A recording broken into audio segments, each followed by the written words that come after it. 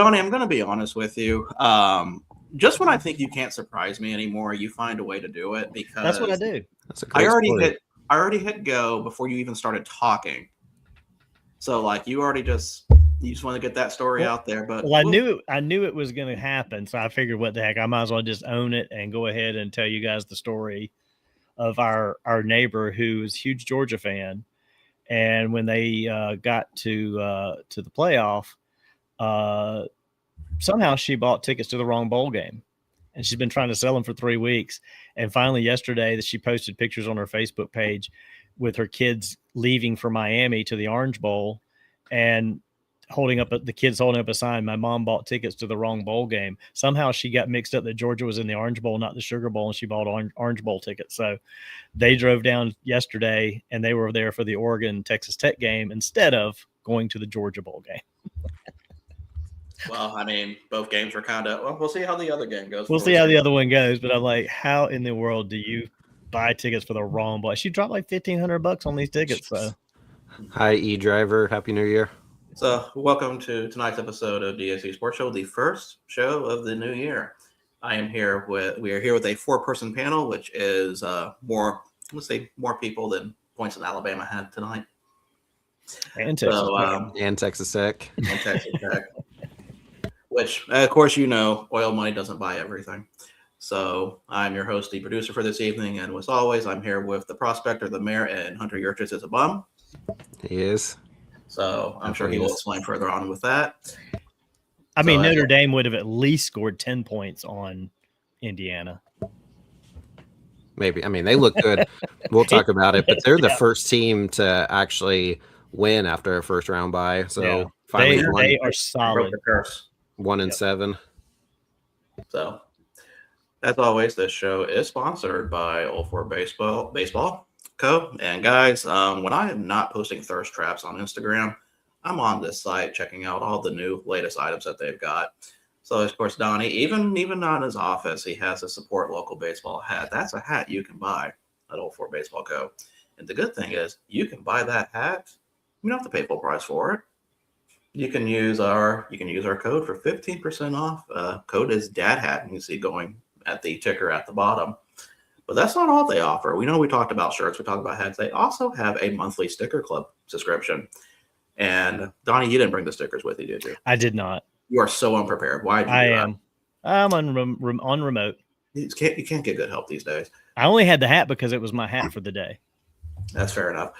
So with the sticker club, you get 4 stickers and a little card with a QR code that explains what they are. Usually, it could be a Sandlot team, could be a baseball project, could even be some collegiate summer league teams.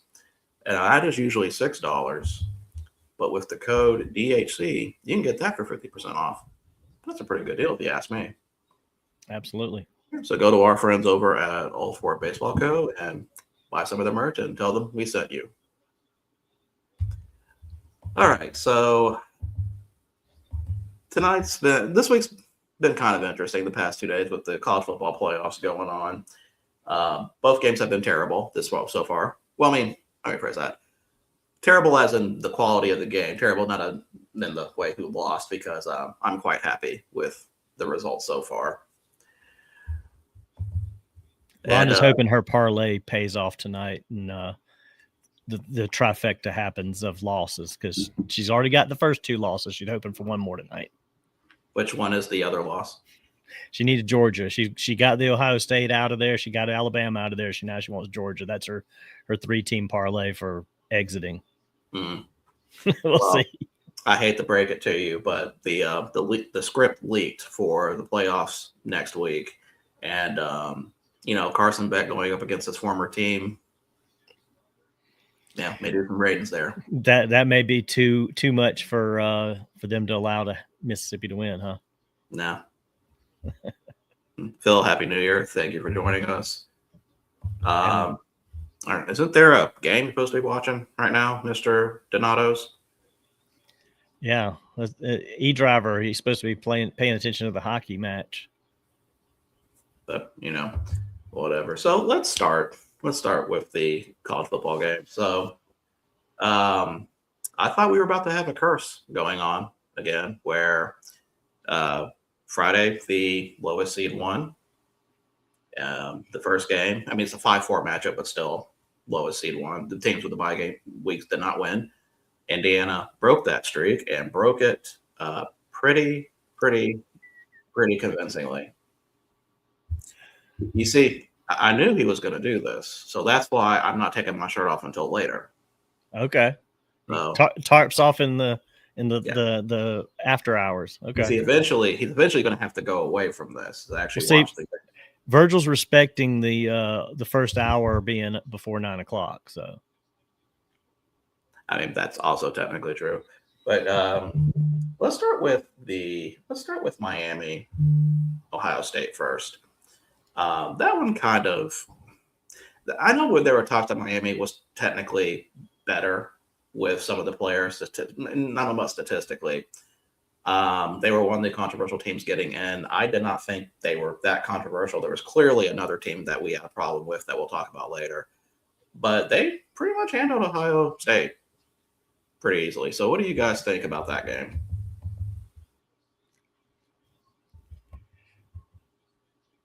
No, it's not all talk at once. I thought Patrick was getting ready to say something, so I was waiting. Oh, well, I mean, I think Miami played really well. I thought that, especially in the first half, Carson Beck looked really good. He was doing something. It's a second straight game that he's actually not been turning the ball over, because a lot of Miami's struggles have been when Carson Beck hasn't been taking care of the football. I think they've been a pretty good defensive team all season, but it was coming down to Carson Beck struggling, and he's looked more like the $4 million that he's getting through NIL, and he's looked really good in the last 2 games, and he's flipped the script on what people are talking about with Miami, about whether they should get in versus now they've proven over 2 games that they're playing really well right now. I think they're a dangerous team to be facing, and all credit to Mario Cristobal and his staff. They had the guys prepared really well, and credit to the players. I thought they deserved to win against Ohio State. They were the much more physical team, and made big plays on defense when they needed to. Did just enough on offense, and really it was more in the first half I thought that they were really good offensively than in the second half.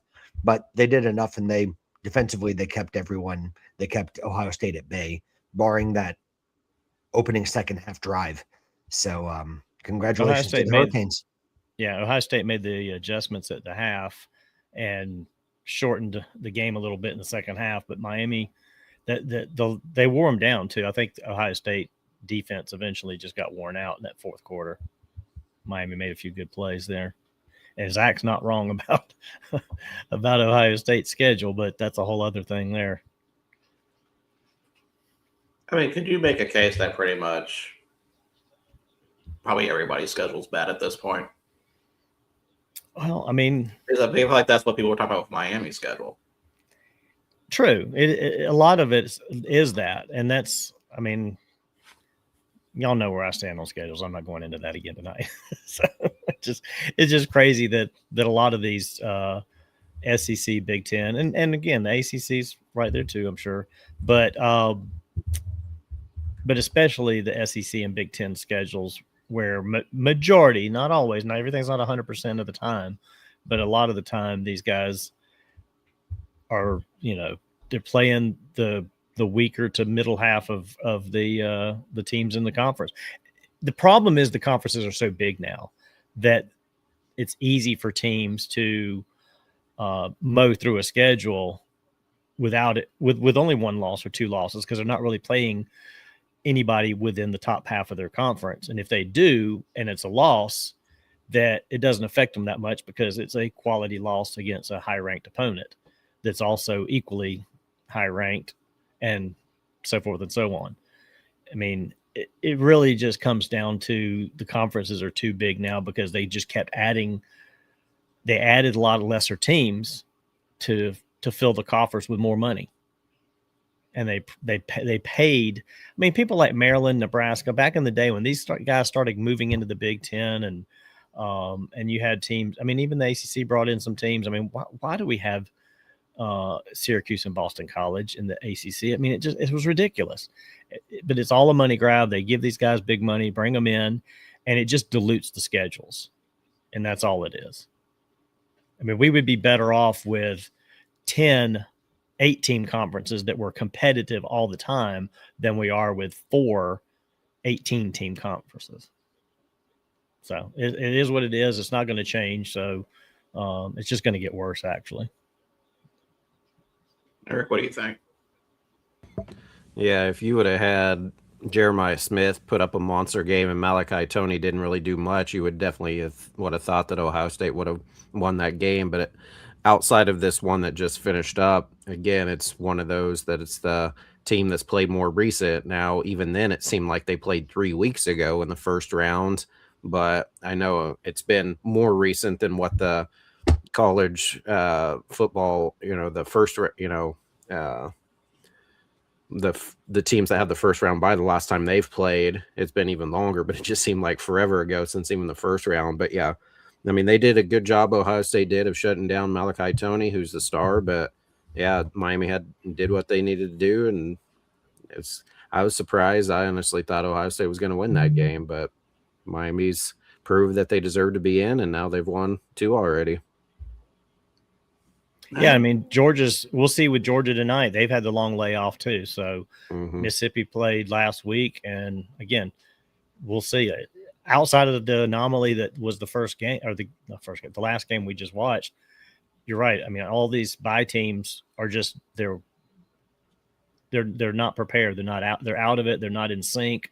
They've been sitting around waiting, and they don't have any momentum at all.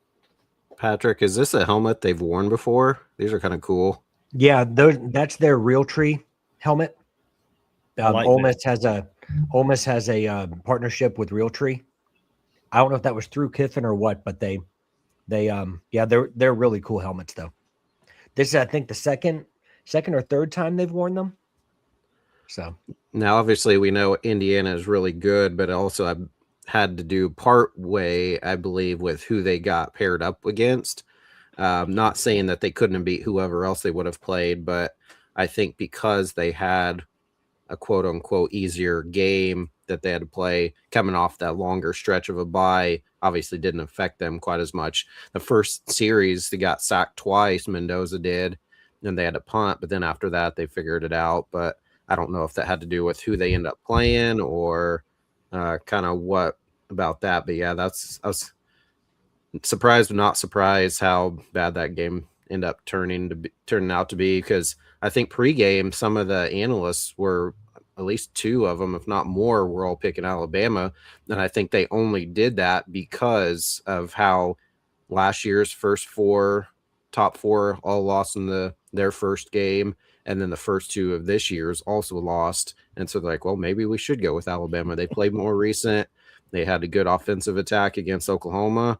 Then again, Oklahoma, they only have 2 losses. Yeah. To Texas, and I forgot who else they lost to. Was it Alabama? No. Did they play? Yeah. They beat Alabama the first time. They beat them. They lost to Ole Miss. Okay. So, yeah, I mean, they lost to 2 really good teams, but then, yeah, they just didn't show up against Alabama. But well, I was surprised that game was 0-0 for as long as it was, to be honest with you. I didn't get to watch a lot of the early part of the game. I texted you guys earlier. I was busy helping Rhonda with some stuff here, and we had the game on, but I was busy doing stuff, and I'd kind of step in and peek. I'm like, because was it 0-0 then into the second quarter, wasn't it? I don't remember when the first score happened. I know for Indiana, Alabama. I thought it was 3-0. I thought, yeah. Was it? Okay. I knew it was low. I knew it was low scoring. I couldn't remember if it was 0-0 or like 3-0 or whatever. But I was kind of surprised that but all these games have gotten off to slow starts, it seems like. And then it's just whoever gets rolling. So we'll see what Georgia does coming up. And like you said, Eric, I think a lot of those guys picked Alabama just because they're playing the odds that all of the bye week teams are going to be bad again. I was thinking they did because of the virtue of the fact it's Bama. True. They just love picking Bama. True. It Some was of them. 0-0, and then Indiana got a field goal on literally the first play in the second quarter. Okay. That's right, because the clock ran out before he could take the kick. That's Right. right. Okay. Good call, Donnie. So before we get into Alabama's worthiness in the playoff after that dismal performance, let's talk about what hats and drinks that we have. Since I completely forgot about that earlier, it's because of that e-driver person ruining everything. E-driver disrupted the flow. So, Patrick, we will start with you as you're eating. Gotcha. All right, Sorry, about guys. that. I got hungry.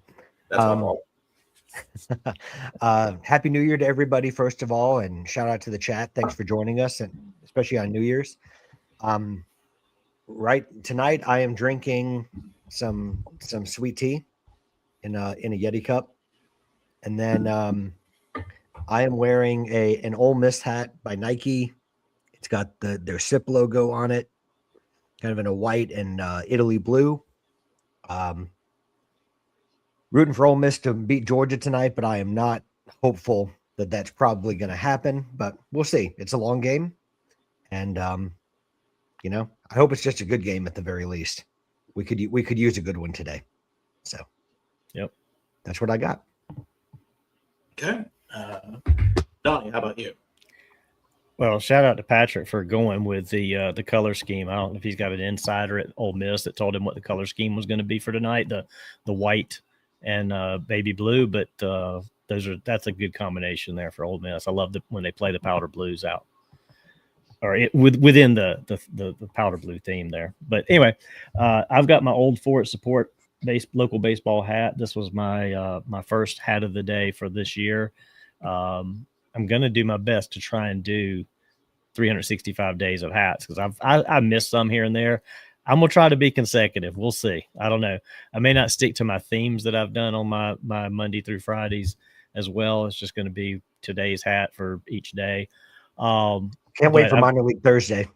Where I can, I'll stick to those. But anyway, I thought to start off the year, the fact that we were going to get on here tonight too, just wanted to start with Old Fort, and they're a good sponsor for us, and Logan's a great guy, so I figured I would just drop this one on for tonight. And then as far as what I'm drinking, this is one that I picked up yesterday at Myrtle Beach from Grand Strand Brewing, and they didn't have it on tap anymore, but it was a taproom exclusive, and it's Grandma's Spiked Pecan Pie. So looking forward to seeing how this is. It's an Imperial Stout, 8%. So we'll give this a try and see how it is. And that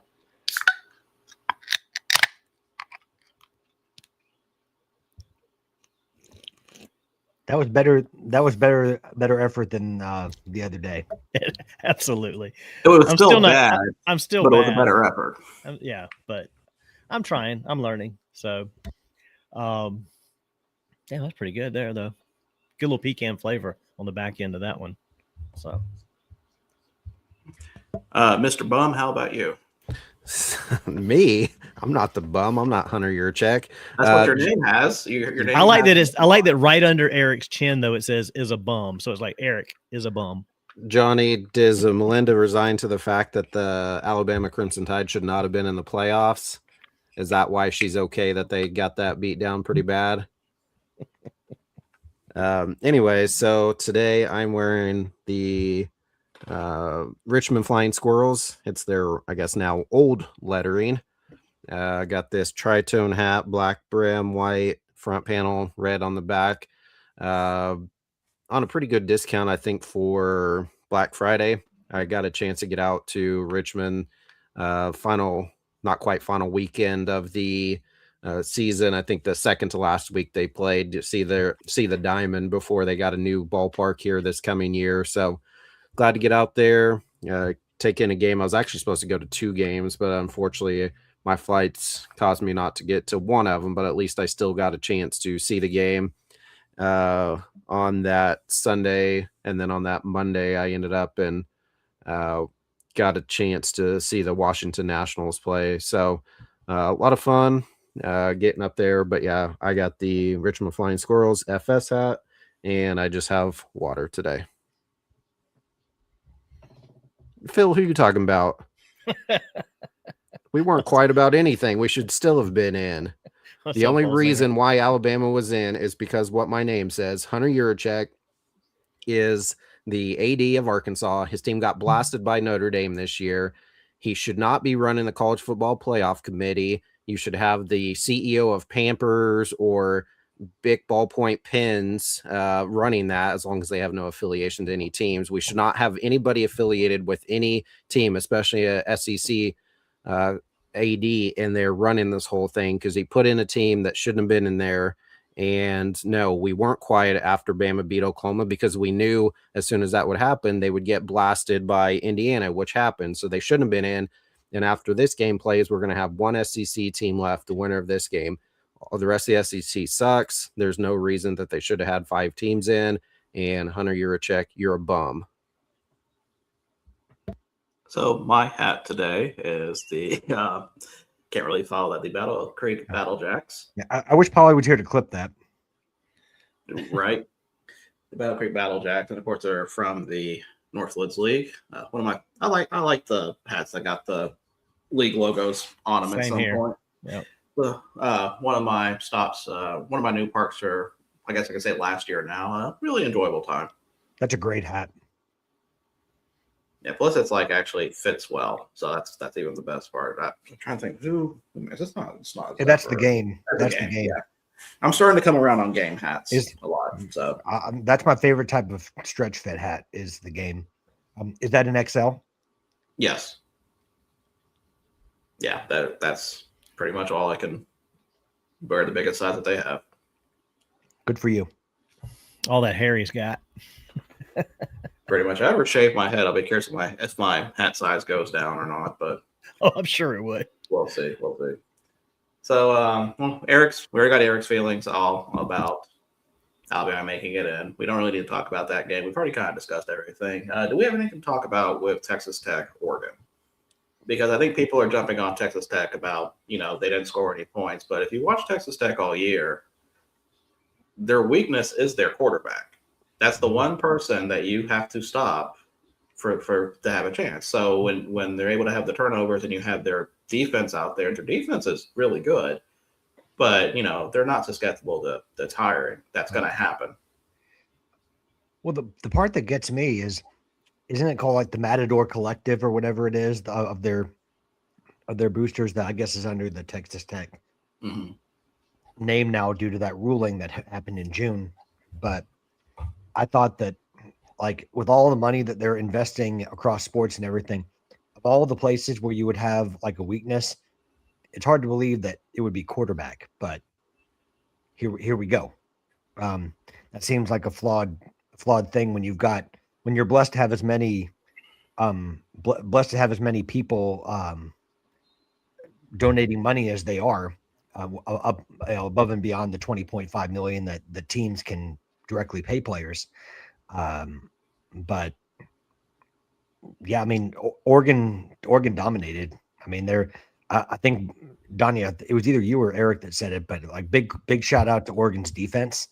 I thought that they were huge today. And we hear a lot about Oregon scoring a lot of points, but you don't hear a whole lot about their defense all the time.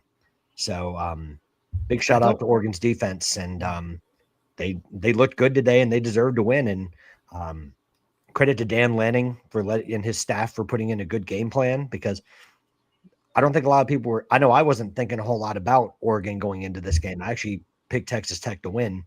Me too, because I really believed in what Texas Tech had been doing, but Oregon showed why they're up where they are perennially.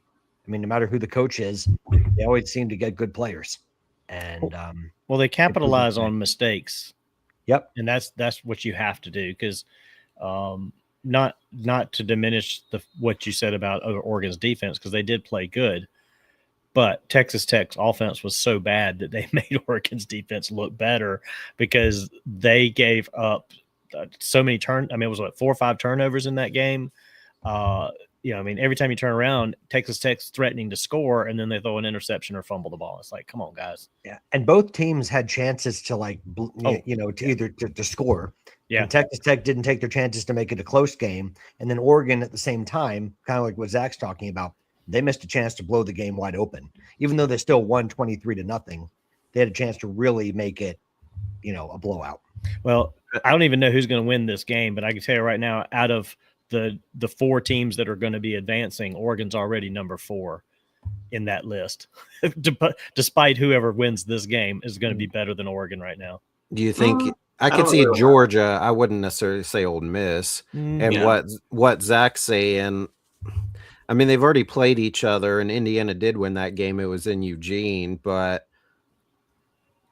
I don't know. I know Oregon didn't look great, but they shut out Texas Tech. I'm hopeful that it'll be a pretty good game. Obviously, we want to get a more competitive game because we haven't really had any yet. But I don't know. I wouldn't say. I mean, I very well could see Indiana win again because they looked really good. But Oregon, since they've already played each other and it's Dan Lanning, I know they always seem to choke in the playoffs, but I don't know. I feel like Oregon will give them a better test. Now, again, that doesn't mean they're going to win and beat Indiana. Real quick, I wanted to ask on Johnny's comment. So I think they only have one of the caps. Patrick, so there's Cap X and then Cap America. Is that right? Correct. And they're separate brands. What is what is the one I have? Cap America. Cap America. They've shown up in the Cape Cod League for a few teams. And in a few teams in the NECBL as well. What about the Prospect League? Is that because I just got a hat and I can't remember which one it is now. I can't remember if it's CapX or Cap America. Probably CapX. Okay. And then CapX is obviously anyone that went to the Curb Rim Media Meetup with Chicago Dogs. There's a lot of CapX, and the Savannah Bananas and the Party Animals and all of them have started using CapX brands. Donnie, you would know this better than I would. Is it the on-field? Yeah. Are the on-field hats that they're doing? Oh, sorry. I guess Zephyr's the on-field. But then, you talking about for the bananas and all? Yeah. I think they're still using Zephyr for the on-field, but they do have a lot of CapEx. Some of the new teams, like the Firemen, I think is who I'm thinking. They may be transitioning. Okay, because I know the Firemen had on-field caps that were CapX. Well, I think a lot of teams of teams that I've seen that were Zephyr, like where they were heavy Zephyr, seem to be switching to CapX. I don't know what Zephyr's got going on that they're losing to CapX, but there seems to be a lot of teams that are transitioning from Zephyr to CapX. Yeah. And the CapX hats that I've gotten Johnny's right. They're sneaky good. They're very comfortable. They're very good fit. Really good hats. Yeah. And I actually think Cap America is pretty solid too. For their flex fit hats. I mean, I think they're pretty good. Yeah, so the one CapX hat I have, I definitely favor the Chicago Dogs, like you said earlier. But yeah, really like that one. Mm-hmm. Let's see. So with Oregon and Indiana, my thoughts on that real quick. Yes, Indiana did go in to Eugene and beat them, but I don't know, with rematches, you never know. Lanning will probably have a game plan to get that. I mean, I don't even think they need the motivation to beat to play Indiana again. Do you think the location plays in Indiana's favor, though? Is this the Citrus Bowl? They are. Or is it the Fiesta? Which one's the Fiesta Bowl? So Indiana and Oregon's the Peach Bowl in Atlanta. Yeah. So they're going to have to. They're both going to be playing in Atlanta. Okay. So does that is the other one the Fiesta Bowl? I guess because that's the next one. Correct. Okay, so you'll have that's Miami. Arizona, right? Yes. Yeah. So you have Miami and whoever wins this one. So, I mean, I don't know that it matters. I mean, Oregon doesn't. Their fan base just had to come all the way to Miami. Are they going to turn around and go all the way to Atlanta again? Probably not. They're not going to have a lot of support. Not that it necessarily matters if you have a lot of support. I just don't know if, as you get deeper, does that neutral site having fan support matter. Well, I mean, both fan bases are going to have this issue because, I mean, Indiana had to go out to Pasadena. Right. And then come back. And then, I would think it's more of an advantage for Oregon because a lot of those fans could just go to Miami to Atlanta. Yeah. Just spend some time there. Well, but I think it's I slightly disagree. I think it's good for Indiana because the novelty of them being in the playoff. Even if someone did go to Pasadena, if there's someone that missed out on Pasadena, they might make the trip to Atlanta. Yeah. I expect it to be a pro Indiana crowd. Absolutely. Certainly in Atlanta. And I think if they make it to Miami, I could see the same thing if it's not the Hurricanes. If Oregon is going from the West Coast to East Coast, I'm not even saying it because of that. I'm just saying we're on the same all of wavelength. We're on the same wavelength. Well, it's a 7:30 game, so I mean that kind of negates the travel. I mean, well, I am saying it because they're all having to congregate to the East Coast. But I'm not worried about the time's not a part of that, but because I think if this game was in Arizona, then the advantage swings to Oregon is all I'm trying to say, because then there's a little bit more support that they would have there versus coming all the way to Atlanta. Vice versa, Miami and Georgia or Ole Miss, they're going to travel anywhere. So and then if you do a flight simulator, you can put it at so many knots. I will say this though, I am absolutely glad that the winner of this game tonight and Miami aren't going to end up in the Peach Bowl in their own backyards. I think I felt that was almost by design, but I guess it's really not. I think it's just the way it fell. Yeah. Well, if Miami ends up beating the winner of this game and they have basically a home game, then let's say Indiana wins, being the top team, undefeated, 14-0, going to basically play an away game. Do you think, I know we're looking ahead, but how much do you think that affects them then? Well, I think it's if Miami does win the semifinal, I think it's an advantage to them regardless of who goes. Yeah. I mean, you're playing in your home stadium. I mean, that's where you play your games. So, familiarity with the environment, knowing how the field plays, I think it's going to be an advantage regardless of who it is. And I know it's a long way to get to this point and may not happen, but if Miami plays for the national championship in their home stadium and the 49ers end up in the Super Bowl in their home stadium, how wild is that both of those would happen in the same season? So you're saying I should parlay both of those bets to happen and see if I can make some good money off of it? It's worth a bet. If you do that sort of thing, it's worth a bet. I mean, that's not something that I've even contemplated happening. I don't know that it's ever been a situation where it's close enough that it could happen. Well, no, we finally had the NFL. Who played in their home stadiums? Tampa did. Yeah. Tom Brady was there. That's right. But otherwise, we've never had it happen. So where it could potentially happen for both college and, because who else, though, college-wise, would ever play at any of these type of stadiums? UCLA? UCLA. At least for another year. I'm sorry, what, Virgil? At least for another year. Right. And then, Arizona State, I don't know how close they'd be to Tempe, but I know that's not their home stadium. It's certainly an anomaly that the championship game is just going to end up in Miami, and that Miami is actually back to being good after so many years of not being good at that same time. So you're telling me this is an ACC conspiracy? No. I mean, that's what I'm hearing. Well, and I would say with Miami, I'm not going to call them an elite program again yet from 2 games. No.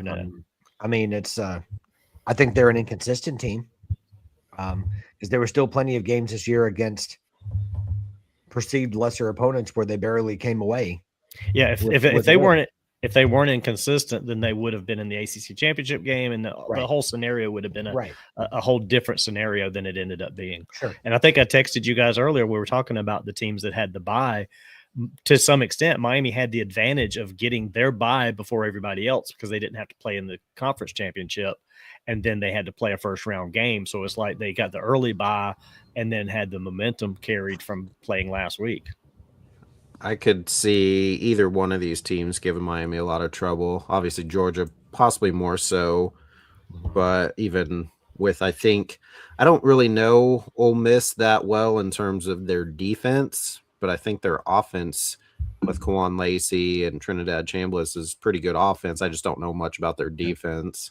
The defense is the concern about them, ironically. I mean, Pete Golding, I mean, if you look statistically where they rank in the nation, I mean, I don't know if they're the worst in the CFP, but they're close. I mean, this is not a team known for shutting out teams. I mean, I think the one good game they really played this year, not that it means much at this point, was against LSU.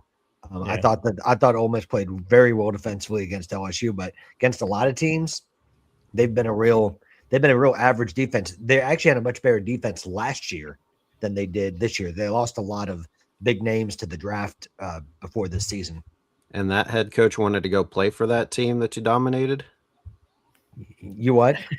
And you're saying that head coach wanted to go play for the team that you would think if they would have got beat pretty bad by the team, he's like, oh, I want to go over there instead. But if your team beats them pretty bad, you wouldn't think he'd go join that team that got beat bad. It's like I need to go help these boys out. It's like the opposite of Kevin Durant, right? Right.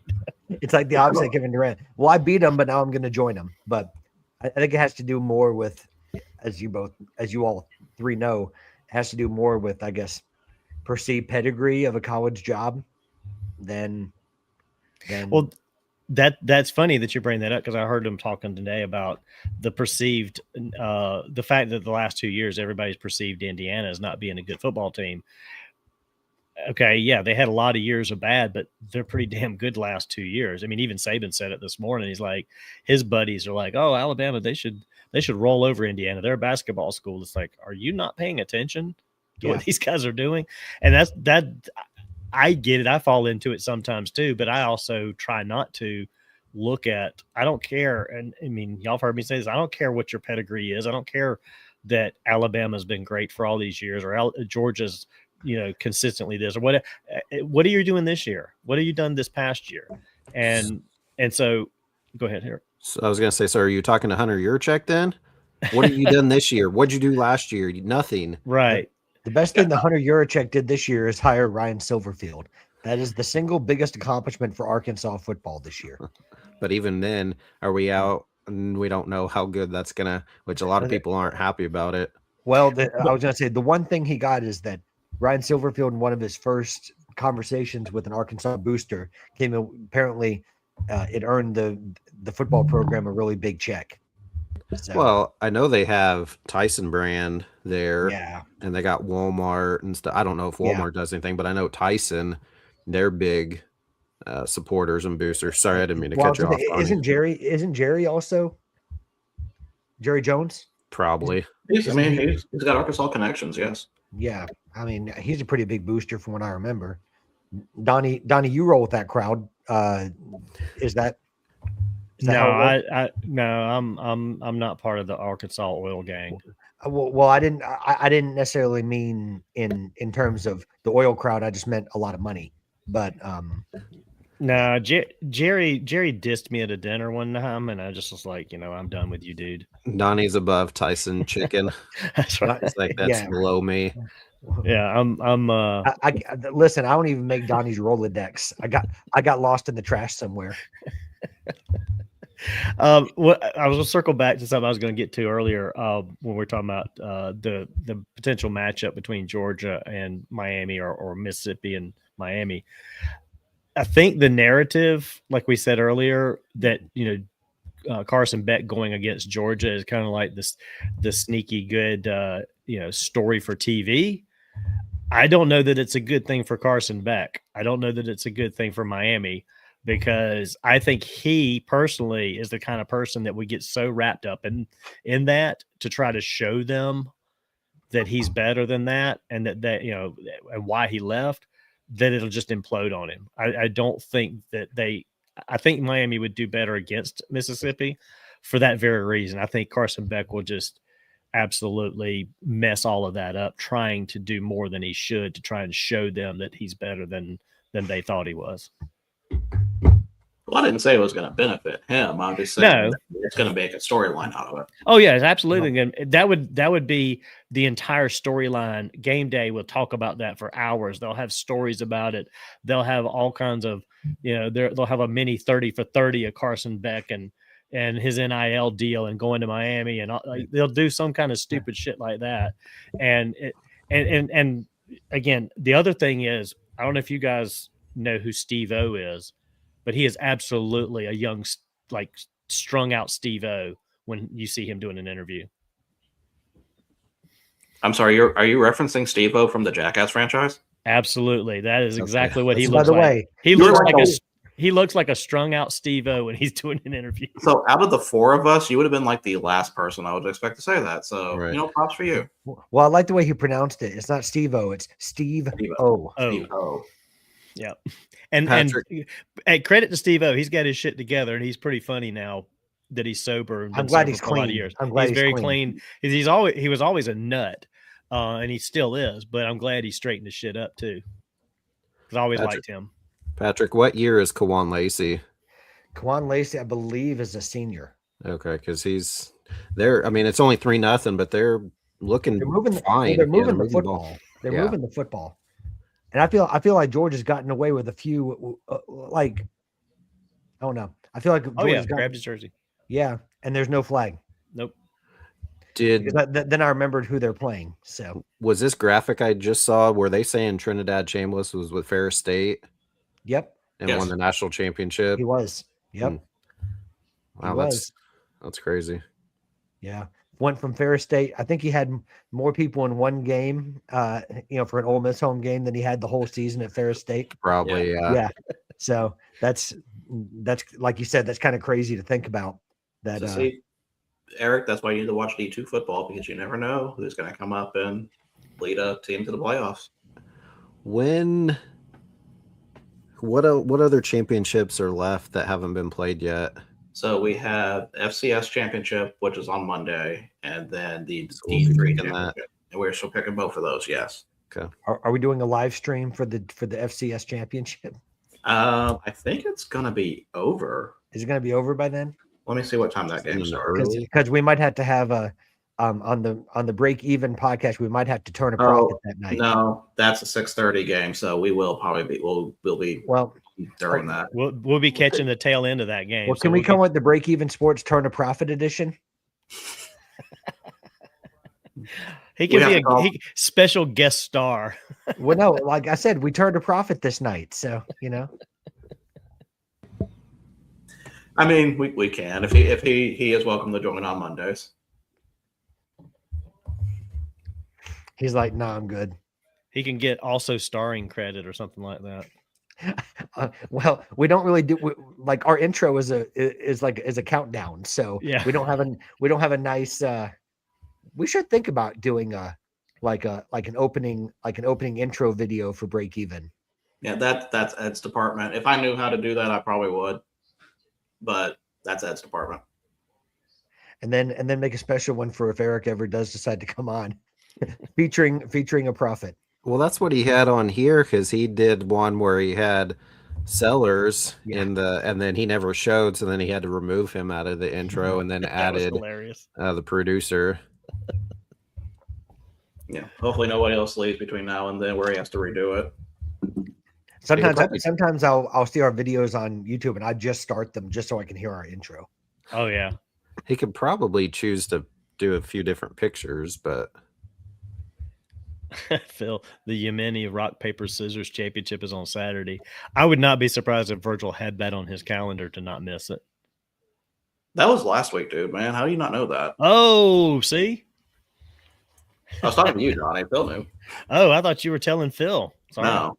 I figured you were on top of things like that. No, honestly, I have been too busy watching the Africa Cup of Nations more than anything right now. So, Eric, I know you'll get this one, but Joe brought up Carson Beck again. Do you think if Georgia wins this game, that it would be part of a game plan to give the Cavender twins a box seat? Well, first of all, I don't know. Is he still with Hannah? I don't think so. I don't And think then, so. and No, then like Haley's, shortly after he Didn't she leave Miami? and then Haley's with Ferguson and with the Dallas Ferguson and Cowboys. Dallas. But you're saying Georgia would do that to troll Yeah. him? That'd be Yeah. kind of funny, yeah. Well, because wasn't that the one shortly after he got to Miami that they had a fairly messy breakup type thing, and then Yeah, they because he originally transferred to Miami for her.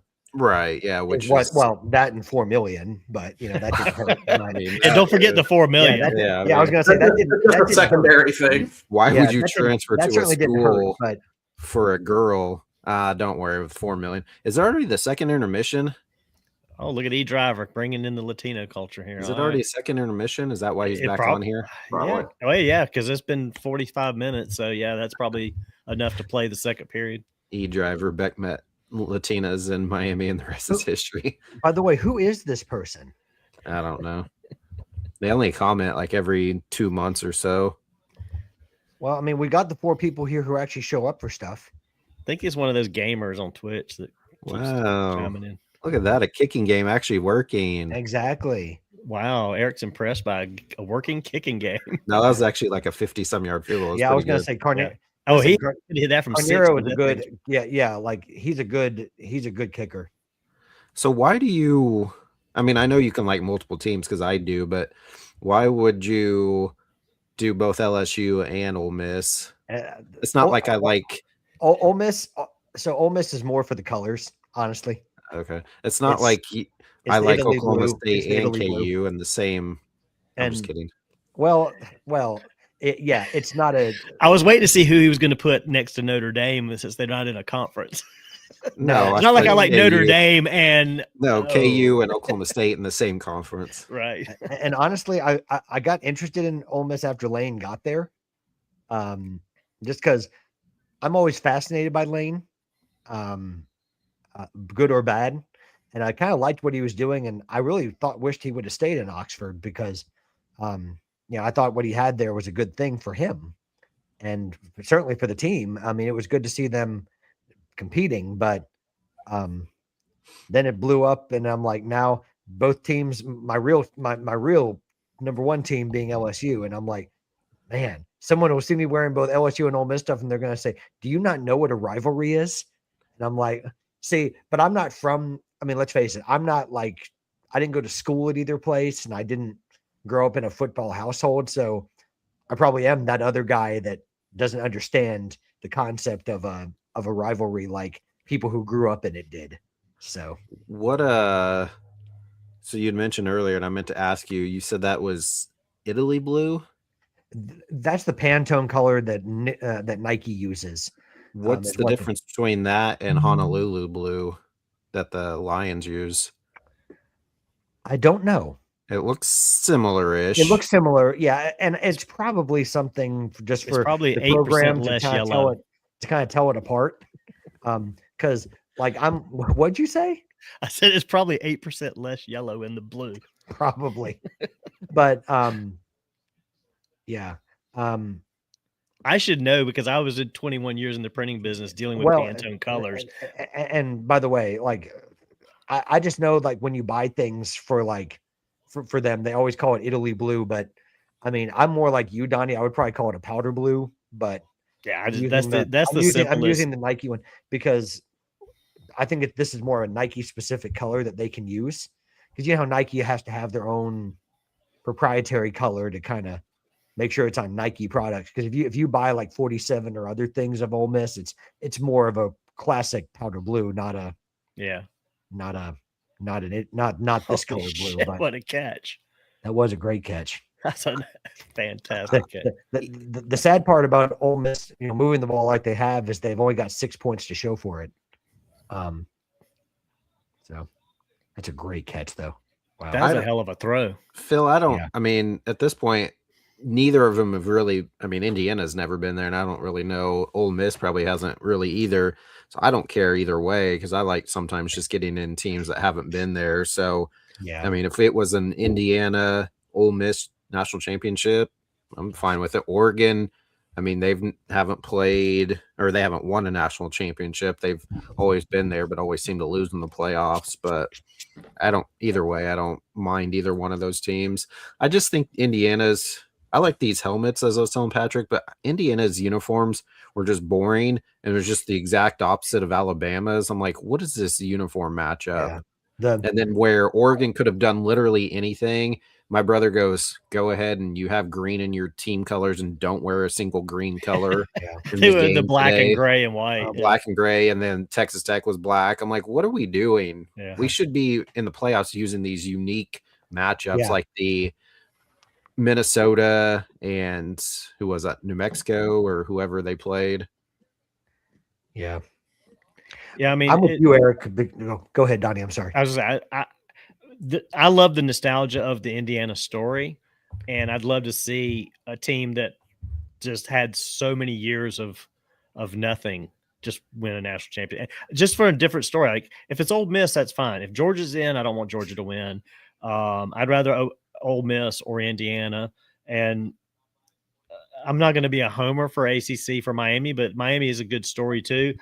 The only reason I'd like to see the Miami story is I want to see what Michael Irvin does if Miami wins, because he's already lost his mind the last two games to begin with, and that's crazy in itself. But ultimately, if I had to pick one team right now, I'd love to see Indiana win it. I think Cignetti is a good coach.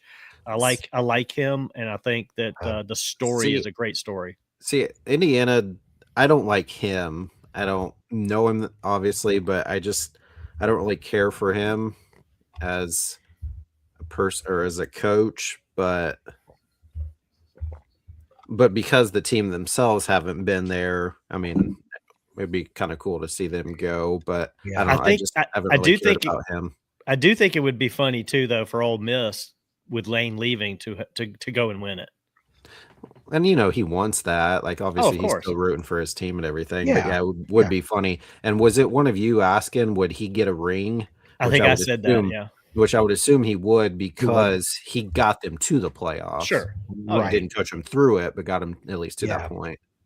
The thing is, do you technically get the ring, or does it count on your record? I mean, because he's not coaching them in the playoffs, so does it get listed as Lane Kiffin, coached or won a national championship because he didn't win it?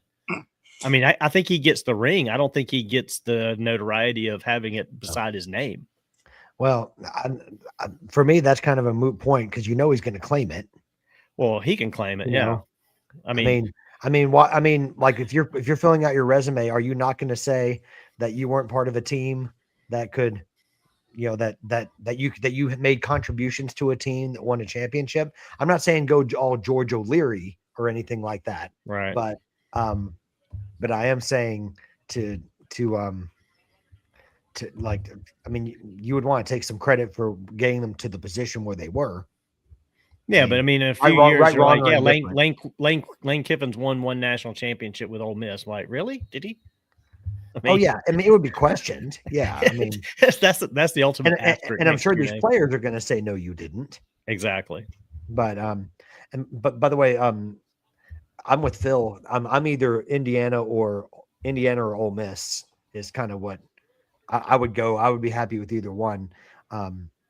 I just kind of laugh at how different Pete Golding is to Lane Kiffin. It's like you went from one type of person to a completely different type of person. But I like how Pete's just kind of like one goes to hot yoga. That might be Pete Golding might be the last person that you'd ever see at hot yoga. See Bob Stoops with his visor. Yes. That may be the one thing that they have in common is the visor, because didn't Lane always wears a visor too? Yeah. Does it? I don't remember. Yeah. Well, see, Marcus Freeman never wears a hat except when they played against USC and it was raining really heavy. He put on a hat during that game, but yeah, that's because he's the most. Marcus Freeman's the most marketable head coach in America. Well, have you seen the clothes he wears on the sidelines? It's his exclusive. Like they don't even make it. They have variations of it available for fans, but everybody's like, bro, let fans buy this stuff. So anytime he's out there and has like on a sweatshirt or something, there's like a all white with just a bright gold, like 4-leaf clover or whatever he's wearing, that's his exclusive merch that they had just for him. And they don't have any for the fans, which everybody kind of hates. But yeah, he has his own. But yeah, he's not one that, and not all coaches do, but he's not one that, ooh, nice fake out. That was a nice fake out. Wow. What a fake out. Yeah. But yeah, he's not one that wears a hat, except, like I said, he did in the USC game just because it was pouring down rain, but normally he doesn't. Well, Clemson does the same thing. They have their sideline apparel that Dabo and the coaches wear. And because Dabo always wears that block C hat, the orange hat with the white block C. And I cannot find that hat. They do not sell that hat. They don't make it available anywhere. I looked for that. I've seen cheap snapbacks trying to emulate it, but it's not the same. I want the freaking Nike hat. I want the Nike hat that he wears, and you can't get it. Because I looked for that one year just to see if I could find it, and I couldn't find it on any of the sites. Yeah, and a lot of the hoodies that they wear, like they wore one for the military appreciation this year that you can't buy. And I'm like, come on. I know that they're not in the college football playoff, but Phil, you could probably relate to this. There was one, I think it was for the bowl game for South Carolina. There was a hoodie that they were wearing, and it was like a one shade of the. I don't want to get the shade, the color shade wrong, for South Carolina. What shade do garnet. They call it? Is it garnet? Okay. Yeah. Well, it's one garnet, and then Fanatics tried to make the same hoodie. Yeah. And on there, I mean, you put them side by side, they're not even remotely the same. Like it's like this deep maroon. Yeah. And I was like, if you're trying to get that same hoodie and you're trying to get it from Fanatics, and it's like they're not even trying to make it look the same. They just it looks one way on the website and you get it. It's like, nope, no, it's not. Yeah, you're like, that's more Central Michigan or Arizona State than it is Gamecocks. Yeah. Yes. I saw it live, but they just showed a replay. That pump fake, goodness, that was pretty nasty. That was. At least it's a good game so far. Yeah, I think it took a lot of these teams, Ohio State and them. Ohio State kind of started to come back a little bit, but all these other teams, they were just out of it the entire time. It took about a quarter, but now that they've kind of got their feet back under them, Georgia's starting to. So we'll see how this. I'd be curious to see how this rest of the second quarter plays out. Yep. Yeah, and Zach, I have looked on campus. I've checked all of the stores at Clemson, and I can't. I mean, that's where I do get my official baseball hats. Although Nike actually has the Clemson hats, except for the one that I want, they keep selling out of it, which is the purple with the orange brim. And when I went up for the Bananas game, of course, it's the end of the year. That's the one they didn't have in my size. They had all other sizes except my size. So Eric and I have Kansas Curve hats. That's right. Is it? Well, I don't know. Get a bigger head. He still hasn't gotten small hats.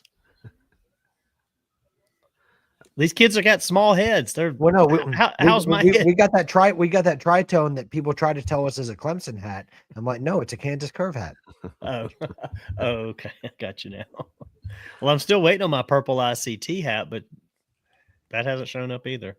Well, he hasn't said anything about. He said at one point he'd have the smaller sizes. And Virgil, I need to if they see, and that's the thing, they're getting new, or I don't know if they're getting new uniforms this year, but I really like the lavender pinstripes. Ooh, but if they happen to have any of the hats available for sale again, Virgil, I don't know if you'd be interested. It's lavender and it says like a darker purple ICT across it. That if they become available, like if you wanted one, I could try to grab. And I was going to get one for Donnie, but he has only had larger sizes when he had them available for resale. So, and see, I want that hat so that for my 2026 Billboard Fly Wichita picture, I can be wearing that hat. Yeah, 2026, where you're not coming to Wichita at all. That 2026. I'm still going to submit a picture for the Fly Wichita. Not if you don't come here. You had me at purple, by the way, so like I'm good. Oh, okay. I could go if you wanted. I could go grab it just in the other room.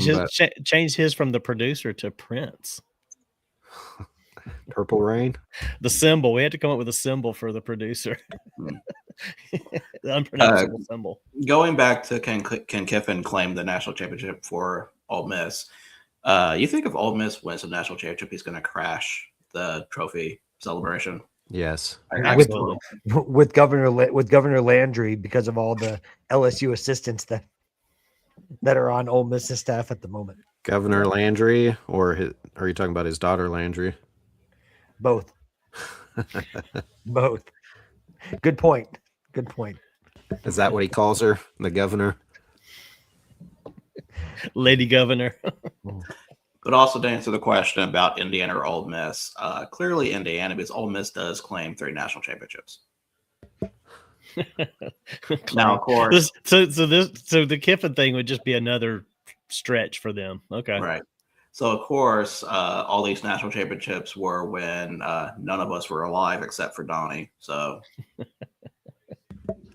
and going back to the NCAA baseball hats, I have not yet gotten one, but I need to. Wichita State switched to Nike July 1st, and of last year. It was weird to say, but Donnie and I didn't go look for the hats. They said they potentially had them. We didn't go look for them, but yeah, we didn't go to the main store. I have both of the what we call the Flying W and then the baseball Woo in Under Armour, but I don't really care for the way those fit. So I want to get Nike, but then I didn't realize until I got the Kansas Curve Clemson hat that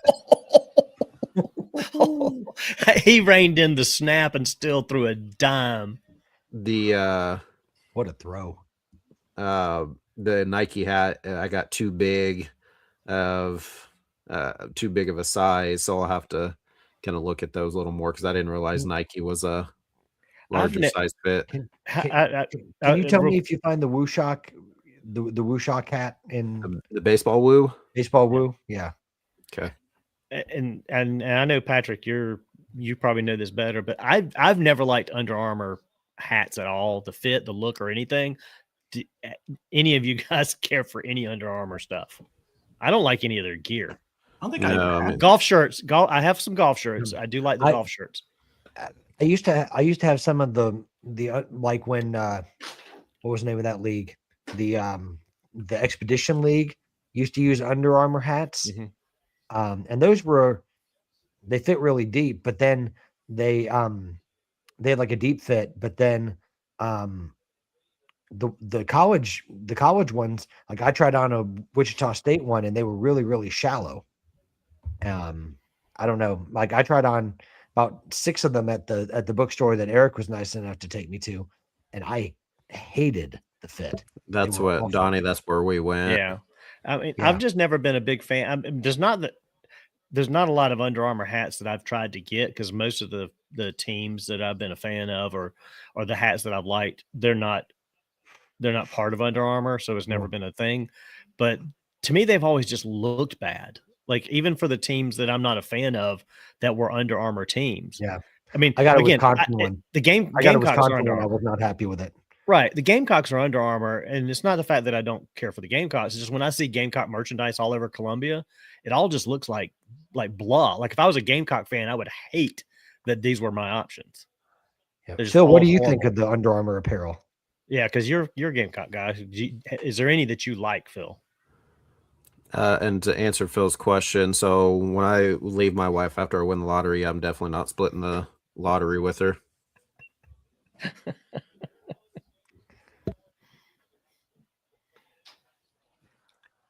Really don't have anything to say for that. What? Why not? But guys, we're talking. Well, I hope you'll think of us though. Oh yeah, because we're gonna make this show worldwide. There you go. That's right.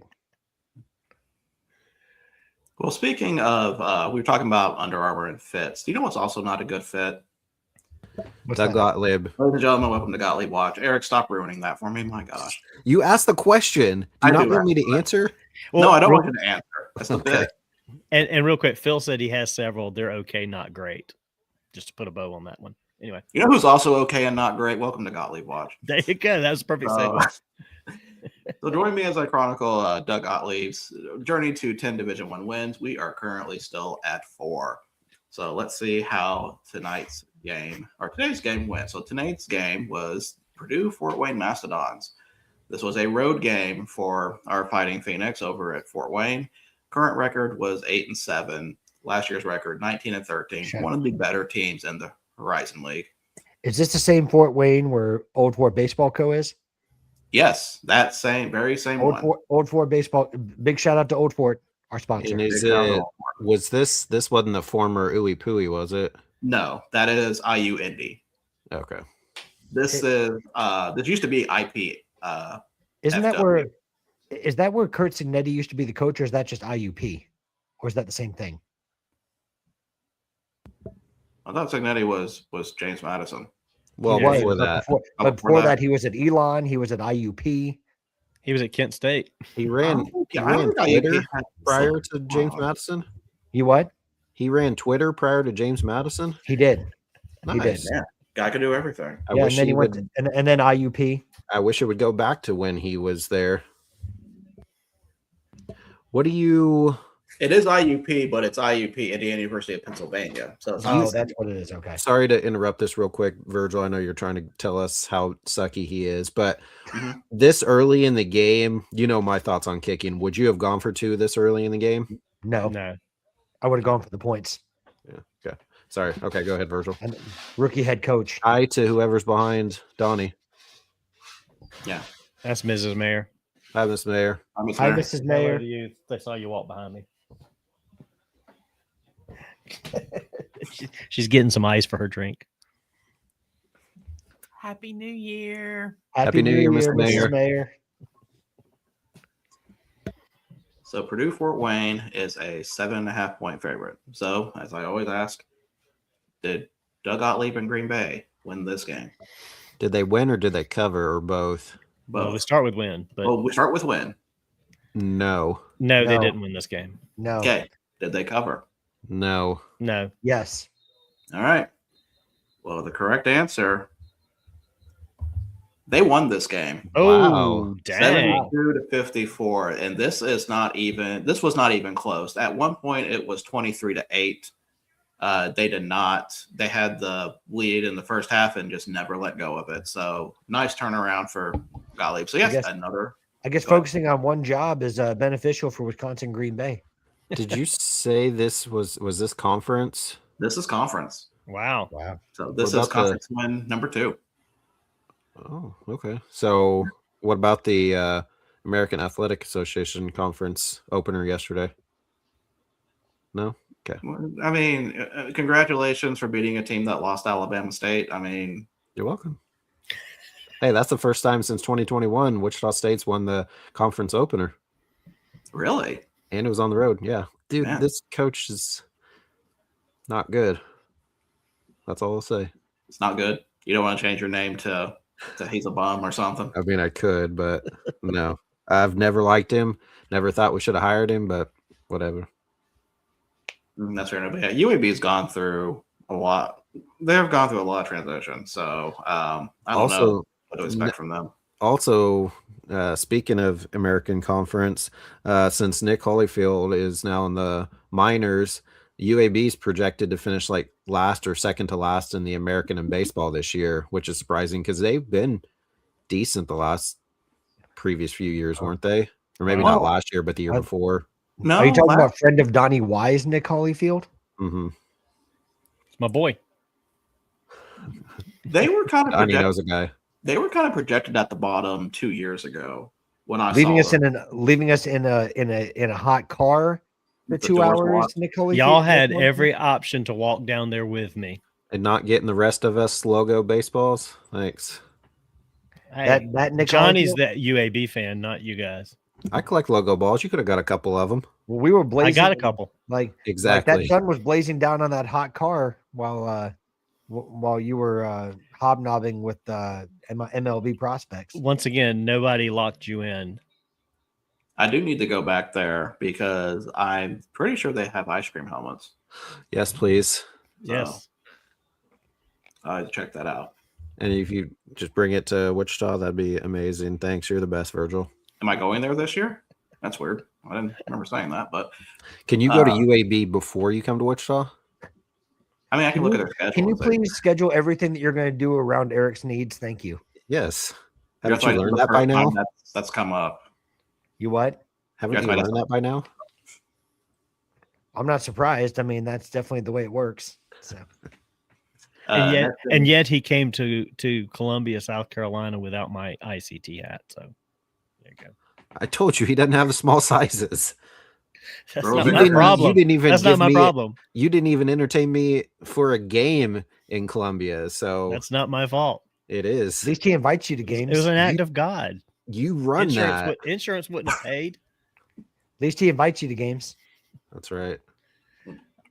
Hey, you've been to a game. You've seen a game, so you can't be Yeah, talking. I wanna hear it. I came there of my own accord. I wasn't invited. What? Listen, you two have been to his house. Compound. Sorry, compound or whatever you want to call it. Compound. Yeah, Patrick's got his name on the suite. And Eric slept in it. Phil's dealing with neighbors with extra fireworks, apparently. Next game for Green Bay will be Milwaukee Panthers. So that will be on Monday also. Oh no. Yes, Zach. Pull that up. The organization that my son plays for, they have every level from 13U up to 18U, or sorry, up to college, and they won the KCBL this year, and they're back. They just put out their schedules today. So yes, they still have a summer college team. And fun fact, my son, his 17U team is playing the college team for an exhibition to start. Well, I don't know that they're starting the season. I think they play maybe a tournament. Oh, I gotta go pee real quick. Well, Does he not know he's still on here? He's still on. He's Cut still that. on. Cut that. Yeah, Put that on as we're gonna cut that out. I apologize for everybody who heard that. We try to be a professional show. cut that and put it out there, Ed. We're gonna get a call from the FCC. You can't make this stuff up. But anyway, so yeah, sorry, what I was saying is that my son will be playing, and actually I can look at that real quick and let you know. Please look that up. Oh no, it is the very first game. So their very first game is an exhibition, May 23rd here in Wichita against no, I apologize. They play the alumni team the first game. I read that wrong. They are playing the college team June 7th in Clearwater, Kansas, which is just like 15, 20 minutes kind of south of here, where they play their games. So June 7th, they play the Kansas Curve college team. So that'll be kind of fun. I know they're not going to win because the Curve, obviously the college is really good. They won the championship last year, but yep. So they are still a thing, Zach, and my son will get to play them in basically an exhibition game.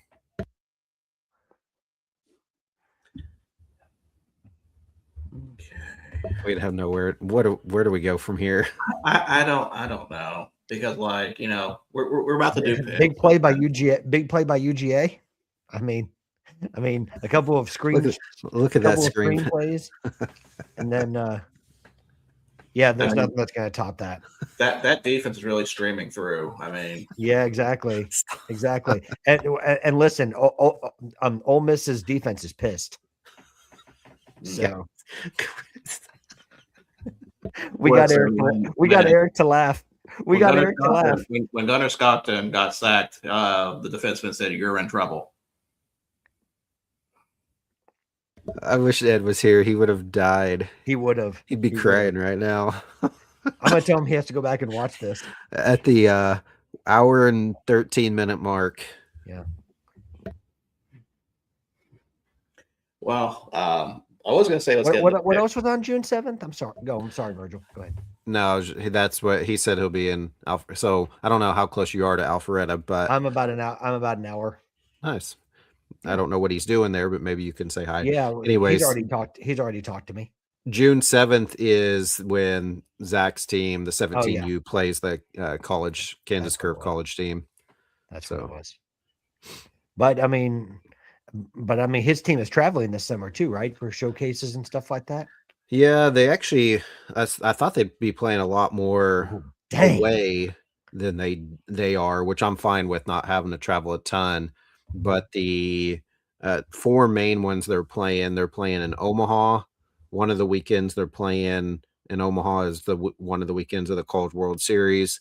They're playing in Springfield, Missouri, and the next weekend after that they're playing in Nashville, and then they're also playing at TCU. But unfortunately, Zach will not be there at that game, and so he won't get to play at TCU. They played at Texas Tech this past summer, but won't get to play at TCU. But he is glad that his trip that he's taken this summer won't affect him getting to play in Nashville. So yeah, the first kind of main part of July, they're going to be all playing out at Nashville in the 2D Nashville World Series. Very cool. Touchdown. Yeah. So far this game is Gunnar Stockton got absolutely clocked though when he got rid of that football. Did he? Yeah, he got absolutely clocked. He looks like he's a little out of it. No, he's okay. Yeah, I hope he is too. I mean, credit to him for getting that football, released, but man, he got clobbered if you looked at him. I think he's okay, but he just scored, so yeah. He's gonna be probably playing pissed from now on. Yeah.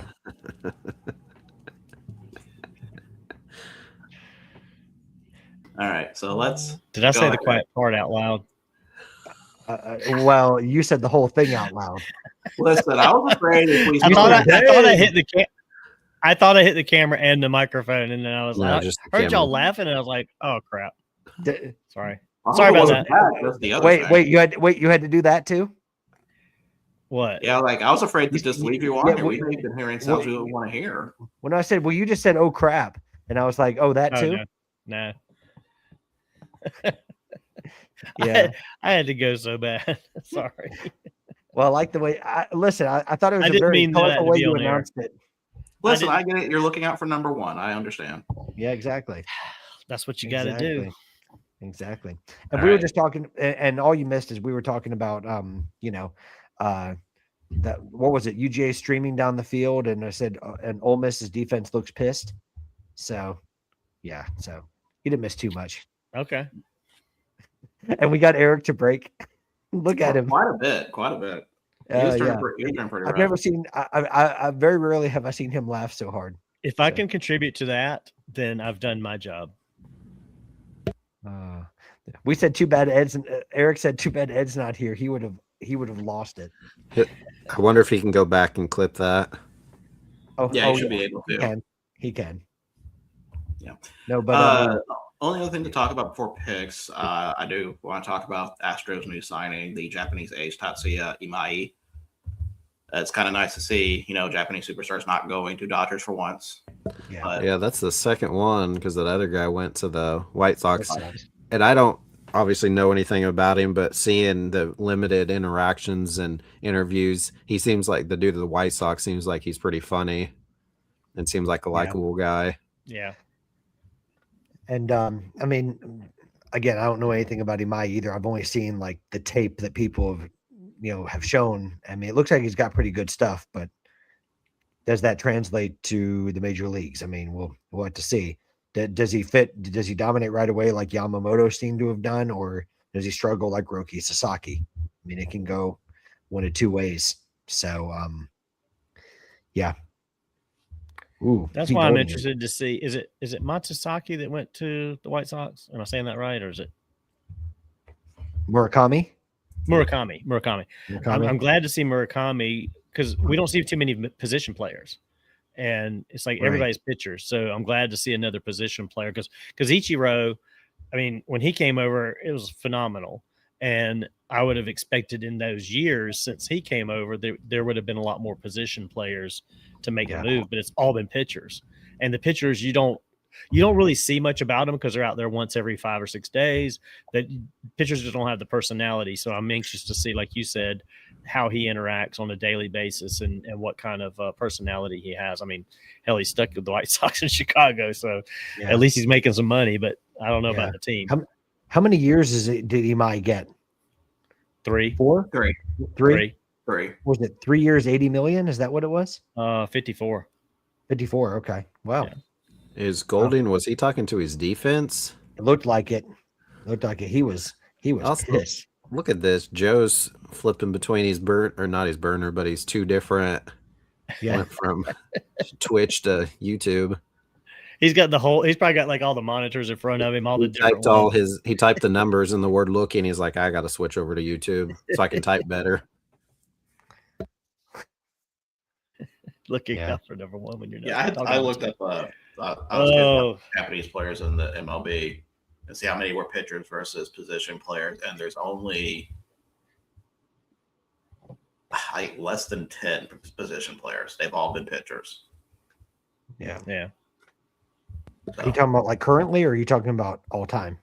let me see how far back this list goes. Guess don't say his name out loud. His work is watching. Well, let's just call him Canadian Patrick. They won't know who we're talking about. Current players, there's only 2 right now.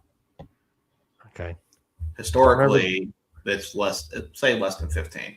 Counting Murakami is 2, or I am not counting Murakami. I'm counting. Okay. This is just as of last season. There's only. Gotcha. Okay. I was trying to think because it's the guy in Boston. Oh yeah. Yoshida. Yeah. Yoshida, and then trying to remember who the other one is. Oh, Seiya Suzuki in Chicago. Very good. Yeah. Very good. Who, by the way, really good first year or second year. Was it his first or secent year? I forget. I believe this was second. Was it second? Because he should have made the All-Star team, honestly. At least I thought so. He was probably the biggest snub in the National League, or one of. He had a really good year. Oh no! Okay. Now that I am done texting Samantha about Donnie's antics, it is now time to go through picks. Wow. Why does she need to know?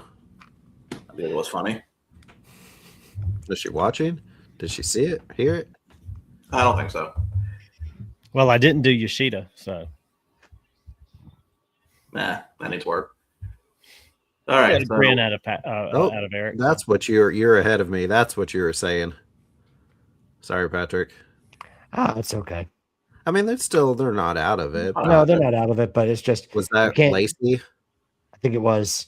Yeah. Does it's he just you have can't give fumbling problems, issues? Not that I'm aware of. But I mean, it's just one of those things. It's in big moments you can't do that. I mean, it's you can't give a good team like Georgia a break like that. Especially when that previous drive that touchdown was entirely preventable. I mean, when you had him 3rd and long, there's no way you should miss an open field tackle, and give them a chance. Yeah, but Georgia's a good team, so let's see how they react to that. Yep. Oh, there's a flag.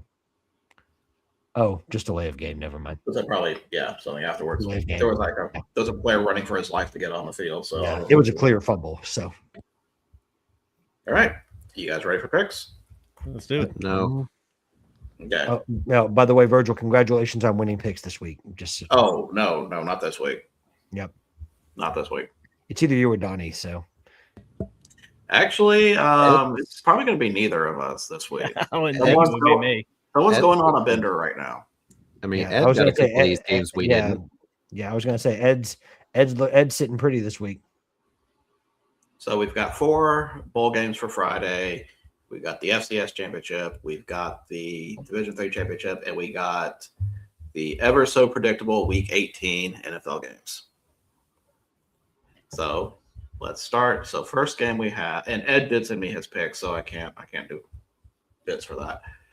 It's Kent State for every pick. It's Kent State for every game, just so you're aware. Of course. So the first game is the Lockheed Martin Armed Forces Bowl. It is Rice versus Texas State. Texas State's a 14.5-point favorite over under 57.5. Texas State at 80.1%. Can we stop doing these bowls after the playoff games of we have these random no-name bowls that are happening after we're already 2 rounds in the playoff? These games should all happen before that. The playoffs should be pre-Christmas. Yep. You should be pre-season. Texas State. Okay. Patrick. Texas State. Donnie. Same, Texas State. And Texas State for me. And I always forget Rice has a football team. and I know I don't mean that to be Rice disrespectful. I forget Rice University. Well, I don't forget because of my favorite baseball player, but yeah. By the way, shout out to a person on here that knows who he is, but I got a couple of signed baseball cards of that player sent to me by this individual, and that individual knows who they are. So thank you very, very, very much, and big shout out to you. That's nice. awesome. Ed also picked Texas State. Next game. No, again, he picked Rice. No, I'm not. I can't do that. He actually sent his picks this time on time. Oh, unlike me, he actually sent his picks. Nah, I said you've done it. Donnie has been late on picks. Eric is like the most efficient person. He will send it to me before he tells me he's not going to be here. That's how good he is. So I have to give props for Mr. Profit for that. Thank you. Teacher's pet. I was. What? I was a valedictorian for a reason. Were you valedictorian? What? Yes. Were you really? Yes. I didn't realize that. Yes. We're guys think I'm today not finding smart? this out. Oh my gosh. I No, was we didn't today say years. that. I was today years old when when I realized he was valedictorian. Good for you, bro. Thank you. One of my good friends at work, same thing. Recently, she found out. She's like, "Nuh-uh, I've known you for 2 or 3 years, and you've never." No, I mean, I'm not surprised. I know you're smart. I just didn't know. But there's a lot of smart people that weren't valedictorians. I wasn't one. Yes. Were you the only one in your graduating class? No. Donnie's seen my high school. He knows that it's a big school. There was 300-ish, Good for you. and That's I was good. one of 2 commencement speakers. I got to give the commencement speech during graduation in front of 2,000 people. That's why I like, and that's the thing. Like I always tell people, or people always like, this guy doesn't ever talk, which a lot of times I don't, but I don't mind it. And that's why I do a lot of, customer service type stuff. But then also if I had to do any type of speech or whatever, and then doing like podcasts and this, it doesn't bother me because I've been doing this for years. I actually graduated a semester early and started taking classes at a local JUCO. And one of the first classes I took was public speaking. So I actually took a college class on it while my rest of my I was about class. to say you took classes at Juvie, and I was like, good for you, bro.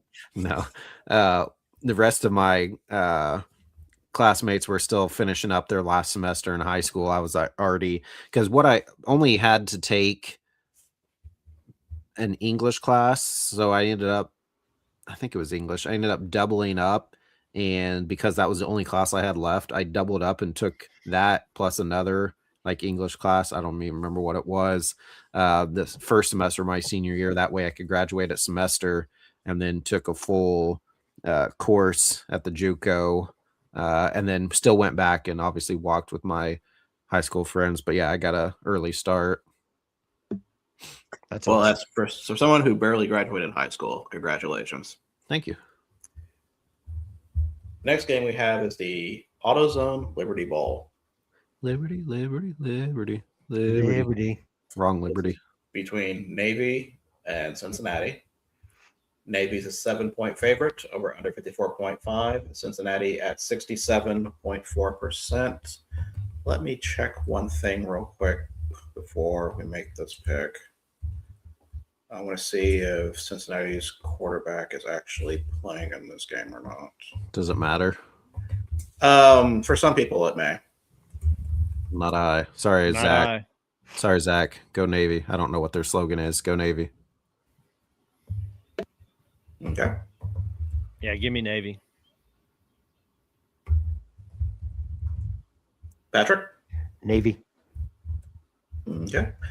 And with the news that he is not playing, Navy for me. See how he does this, guys? I know. Well, I'm sorry for Yeah. doing research and being thorough about these. I gave you the information too. After we already set our picks. You did. You said it didn't matter. No, it doesn't. But it's like, oh, let's wait. Okay, what'd you guys say? Navy. Okay. Oh, by the way, Cincy's quarterback's not playing. Well, apparently I was the only person that needed that, so it didn't I was matter. wondering why you were saying that. What about Ed? I picked Navy. Okay, sweet. All right. Next game is, why is it not coming up? There it is. The Trust and Will Holiday Bowl. Arizona versus SMU. Huh. Arizona's a 2.5-point favorite, over under 52.5. SMU at 52.5%. That is weird that the predictor and the over under are the same numbers. I thought I screwed up for a minute. Who's the sponsor of this bowl? It says Trust and Will. Trust and Will. So like a will making site. Okay. Yes. Because when I watch a ball game, I want to think about my intimate death. I mean, if you watch Alabama play. Trust me, I will not leave you any money. That's what my kids hear. This I think could be a good one. Arizona, though. Arizona, okay. Do they have somebody out? I didn't hear about any opt-outs for this one. Okay. Oh, you're just being a dick. Okay.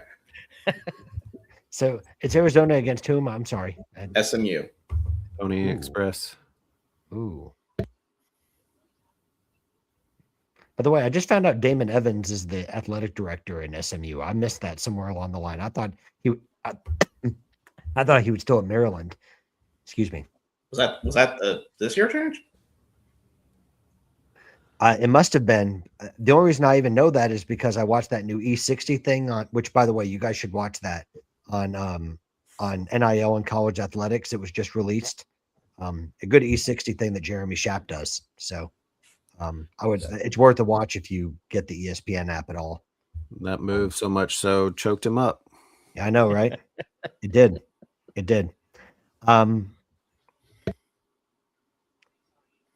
don't know who's playing and who's not, but give me SMU.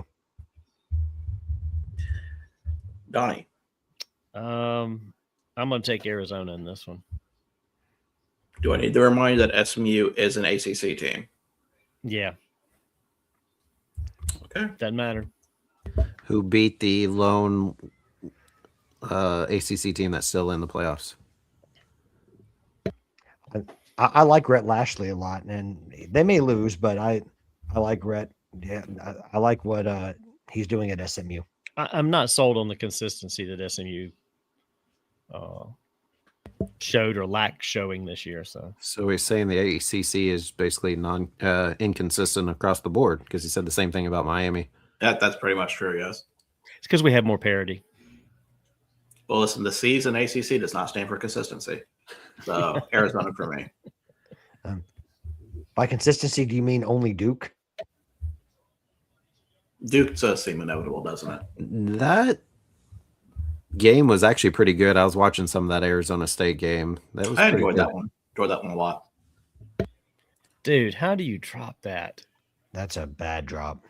Well, speaking of Duke, now the next game is the Duke's Mayo Bowl between Wake Forest and Mississippi State. Mississippi State is a 10.5-point favorite, over under 56.5. Mississippi State at 58.7. Even though Mississippi State is 5-7. ACC, baby. Wake Forest. No, you can't do that after not picking SMU. I can against an SEC team, absolutely. Donnie just means more. Apparently so. Eric. Wake Forest. Okay. Patrick. Wake Forest. I'm surprised this one's a sweep. Wake Forest. Well, I mean, I think Wake Forest objectively is a good team. Yeah. Mississippi State, it just depends on what you get every week. I mean, they looked really good to start the season, and then they kind of just fell off. That's Jeff Lebby, I think is the coach's name. I think he's building something there. I think if he gets more time, I mean, but I don't know. Was it Wake Forest or Georgia Tech that played Duke in the ACC championship game? Neither. That was Virginia. That was Virginia. That's right. It's like, Yeah. Yeah. Virginia with what's that dude's name again? Oh, Tony Bennett. Tony Elliott. Tony Bennett. Tony Bennett. That guy that used to But be I at Clemson, Tony Bennett. And Donnie tried to tell me he was a singer, and I was like, okay. But I think Georgia Tech and Wake were part of the tiebreaker. That's probably why you're thinking of that. They were all part of that. Yeah. Wake was beating Georgia Tech at Wake Forest, and then I think they blew a 17-point lead or something like that. Yeah. Georgia Tech came back and won. Yeah. All right, that is it for the bowl games. Now, 2 games that Eric's not going to pay attention to. FCS Championship. We have unseeded Illinois State against the number 2 seed Montana State.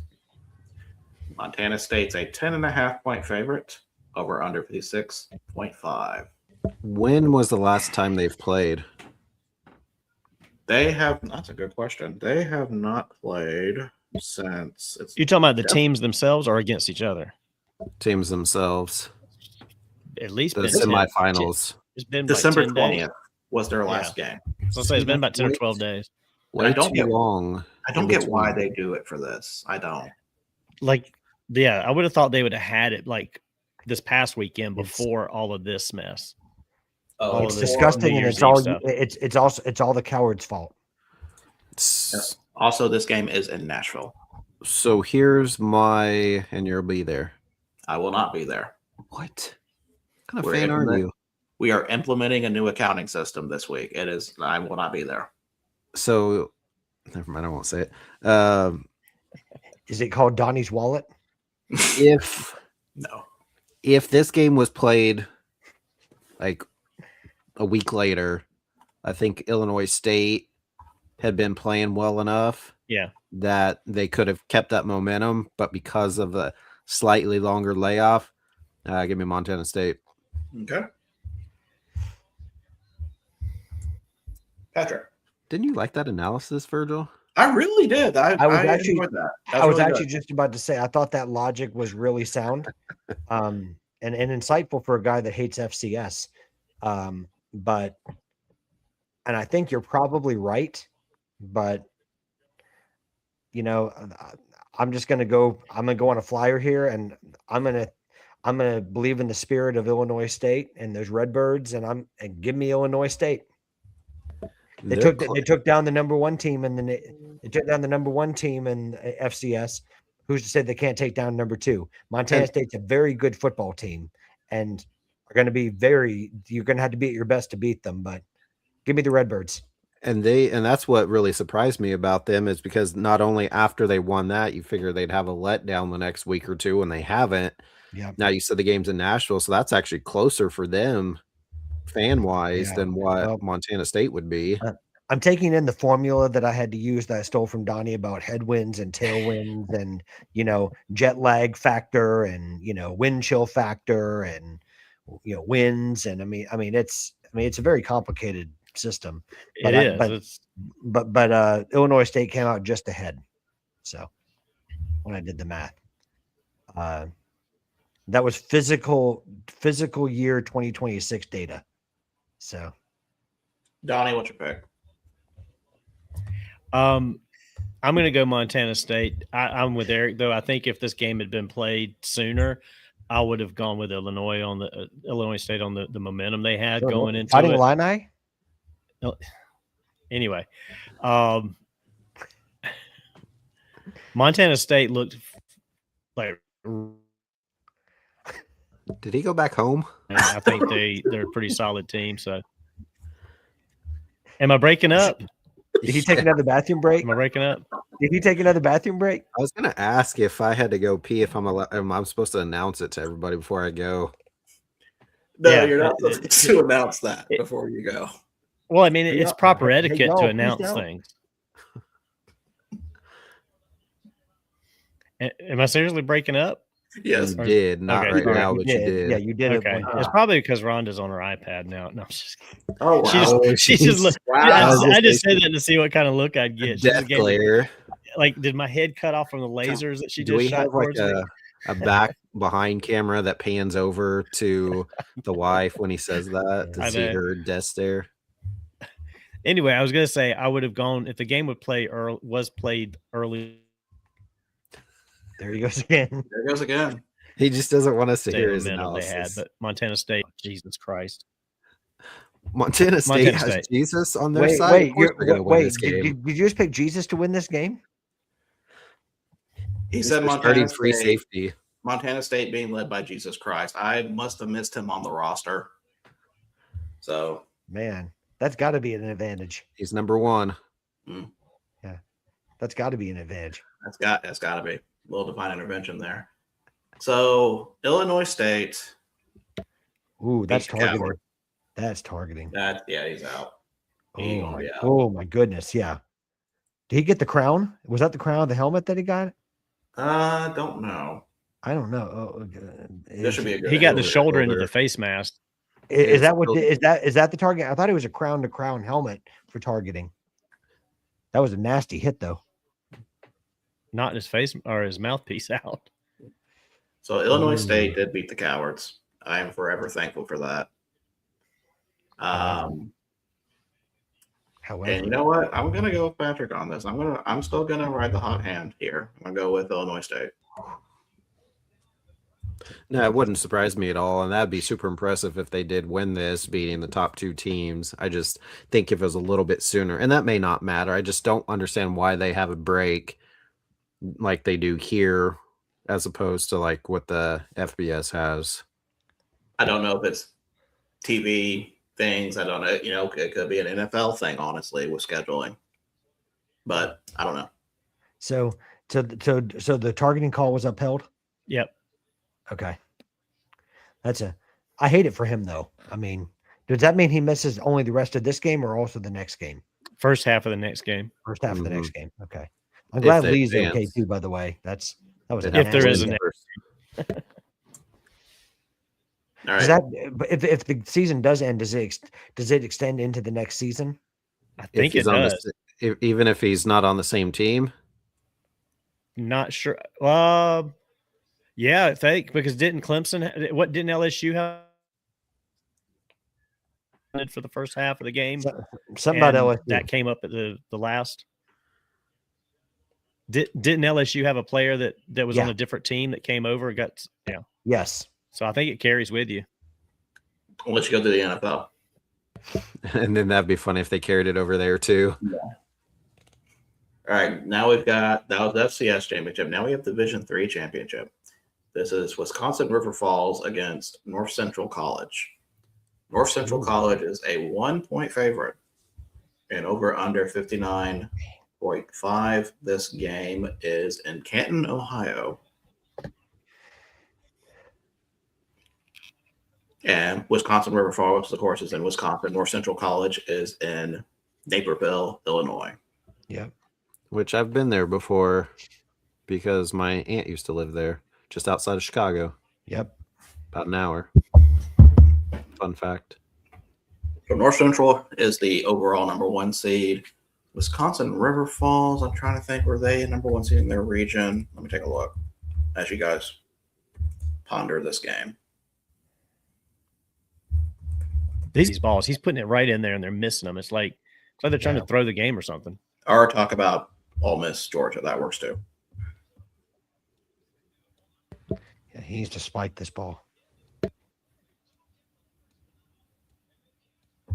They can't spike it.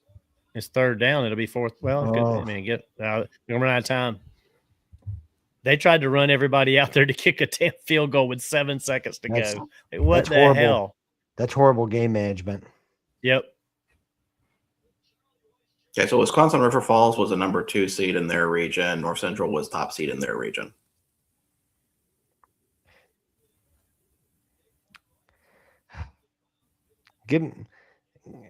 So you said North Central was top in theirs, and you said Wisconsin River Falls was top in theirs. Well, no, Wisconsin River Falls was number 2 in theirs. Me too. Give me North Central. I think that they've had a really dominant run. Yeah. Okay. Donnie. North Central. Eric. Give me the Napervillians.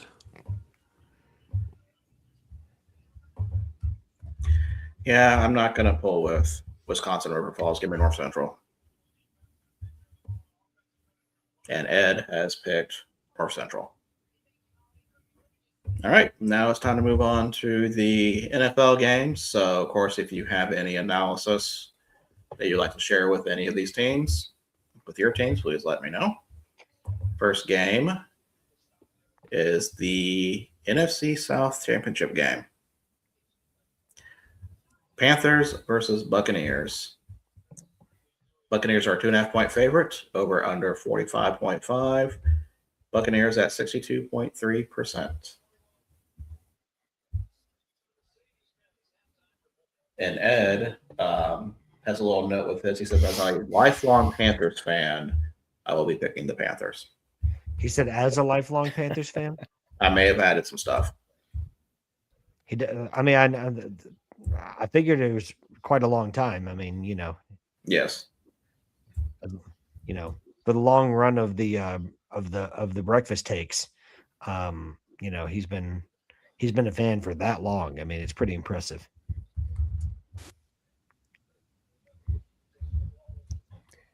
I mean, it's better than being a fan of Cleveland. I'm a fan of their QB room, to be fair. Yeah. So, Donnie, what do you think about this game? I don't even want to start talking because it's going to cut out on me. Y'all miss everything I'm saying, but I'll try. It makes me nervous because the game's in Tampa, but I think the Panthers have a good shot at winning this game. We can't make stupid mistakes.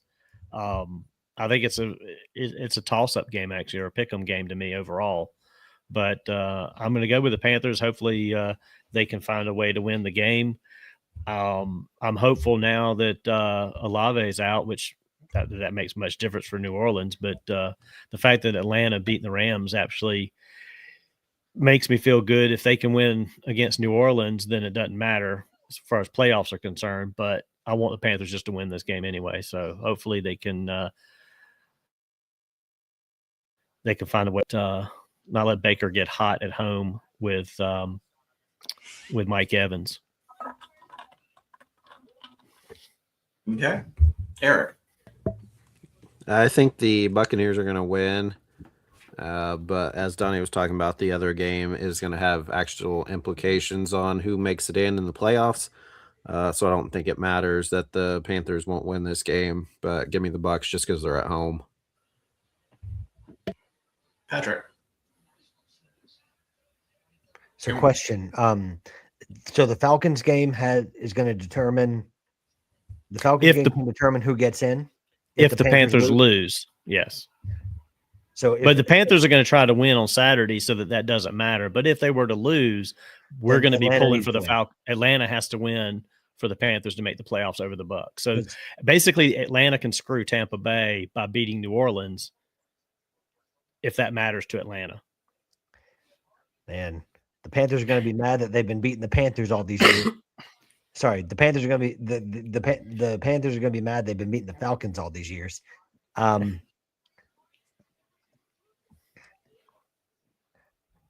think that now that Baker's got some of his complement of receivers back, I think he can do just enough to win. So give me the Bucs. I think it's going to be a really close game because I don't really think that either of these teams are great football teams. They have their moments. That's more what I see with both of these teams. But I think Ibuka could be an X factor in this. Because obviously with Mike Evans, he's the focus, but I think Ibuka has had a really good rookie season. So give me the Bucs. Yeah. The key is stopping Bucky Irving. Is he healthy now? Well, I think we just got to stop their running game because Mike Evans is going to get his catches and Ibuka is going to get his catches, but we got to stop. And Baker got banged up last week, so hopefully he's still nursing some stuff that might help us. So we'll see. Give me Carolina. Yes. I just do not trust the Bucks. Watching their game last week, I just thought they were flat, Man, losing to Dolphins. if only the Panthers had the Bucks like Donnie does. Yeah. Next game, 49 Seahawks versus 49ers. Seahawks are 1.5 point favorite, over under 49.5. 49ers at 51.3%. Ed has picked Seattle.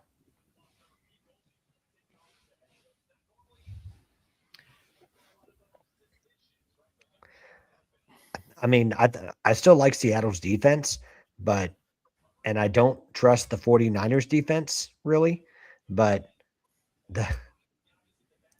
I don't think Sam Darnold has done a whole lot either in recent weeks.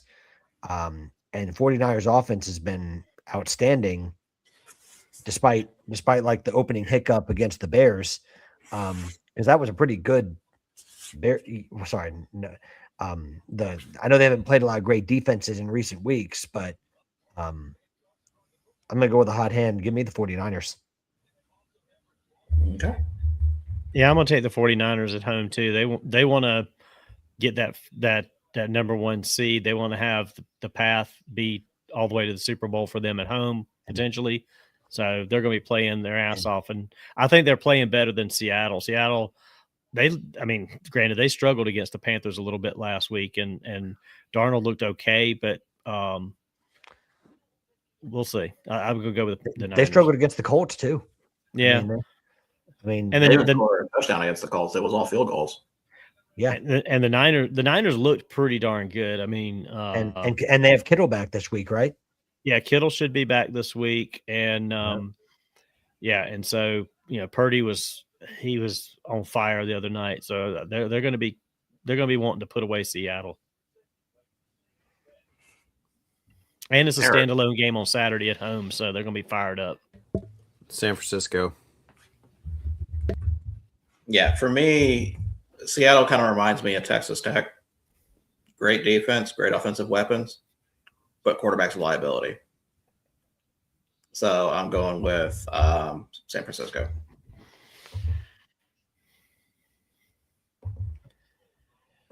Next game. Apparently, Patrick was upset that I said that, and that's okay. Next game. Like, I'm out of here. Saints versus Falcons. Falcons are a 3-point favorite, over under 42.5. Atlanta 53.7%. And Ed has picked the Saints. What? Let me double check that. They've been playing okay. Shuck is they have. Oh yeah, I'm just because if they win, this will be a 7-win team this year after starting out. Because if Shuck would have been the starter, when did he come in? Still early in the year, I think, but.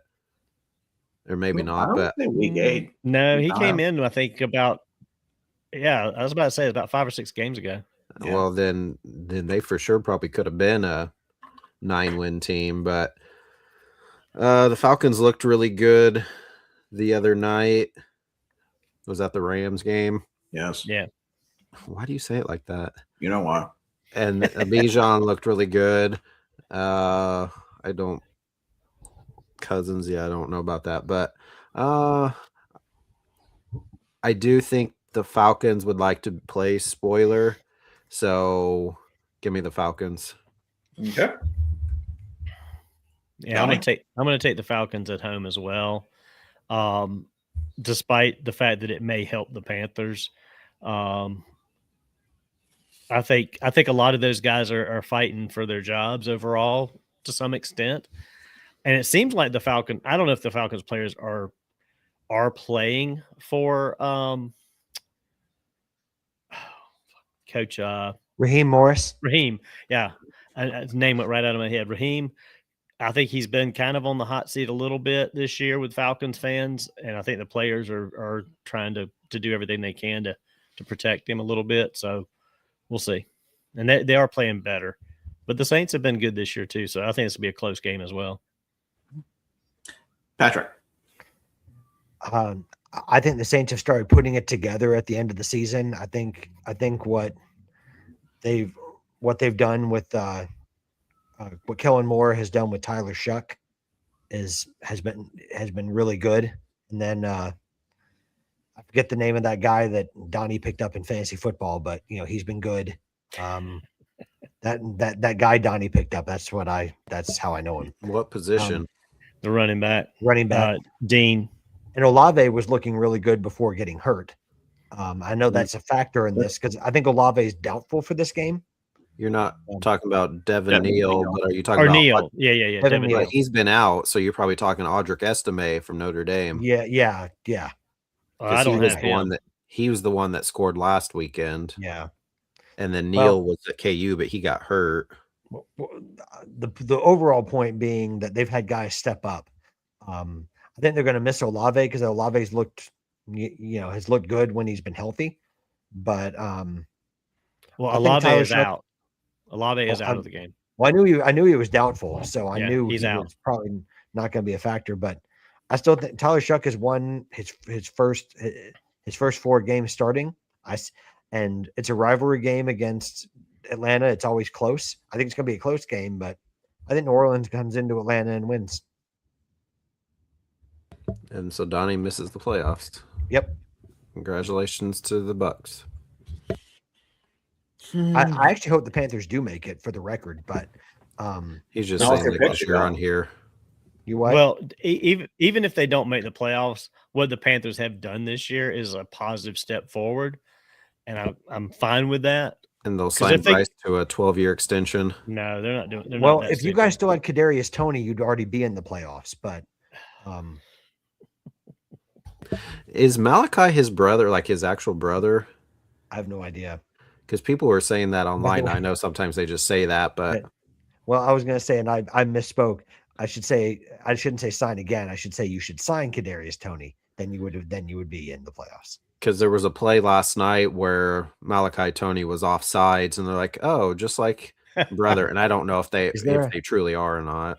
I was going to say, is there another sibling? Because then they can be Tony.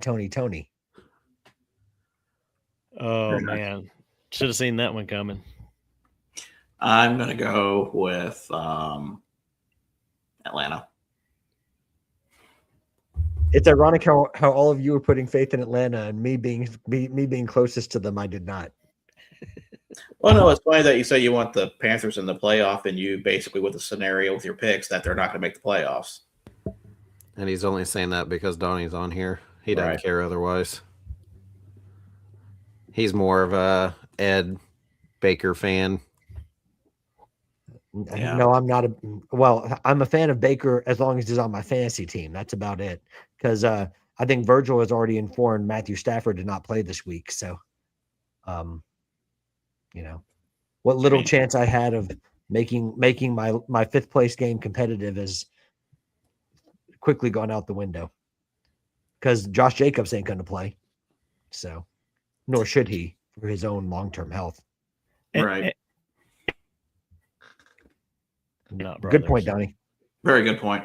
Next game, Browns versus Bengals. Bengals are a 7.5-point favorite, over under 44.5. Bengals 79.8%, and Ed going with his Browns. Shocker. Going down with the ship. No, this is between Cleveland, not Wichita State. They're not in play. Is Bailey Zappi starting? That's a very good question. I thought he was. Or are they going to let Shador? Or is Shador going to play that last game? No, Shador. I think he was moved from the practice squad, but I don't know that he was listed as starter. I think he was listed as a backup to be the backup. Yeah. Dylan Gabriel had shoulder issues. I know that. Yeah, they just activated him from the practice squad. I'm sure that Shador will be the starter. Yeah, I think Shador is starting. Well, I hope for Virgil's sake that Bailey Zappi starts.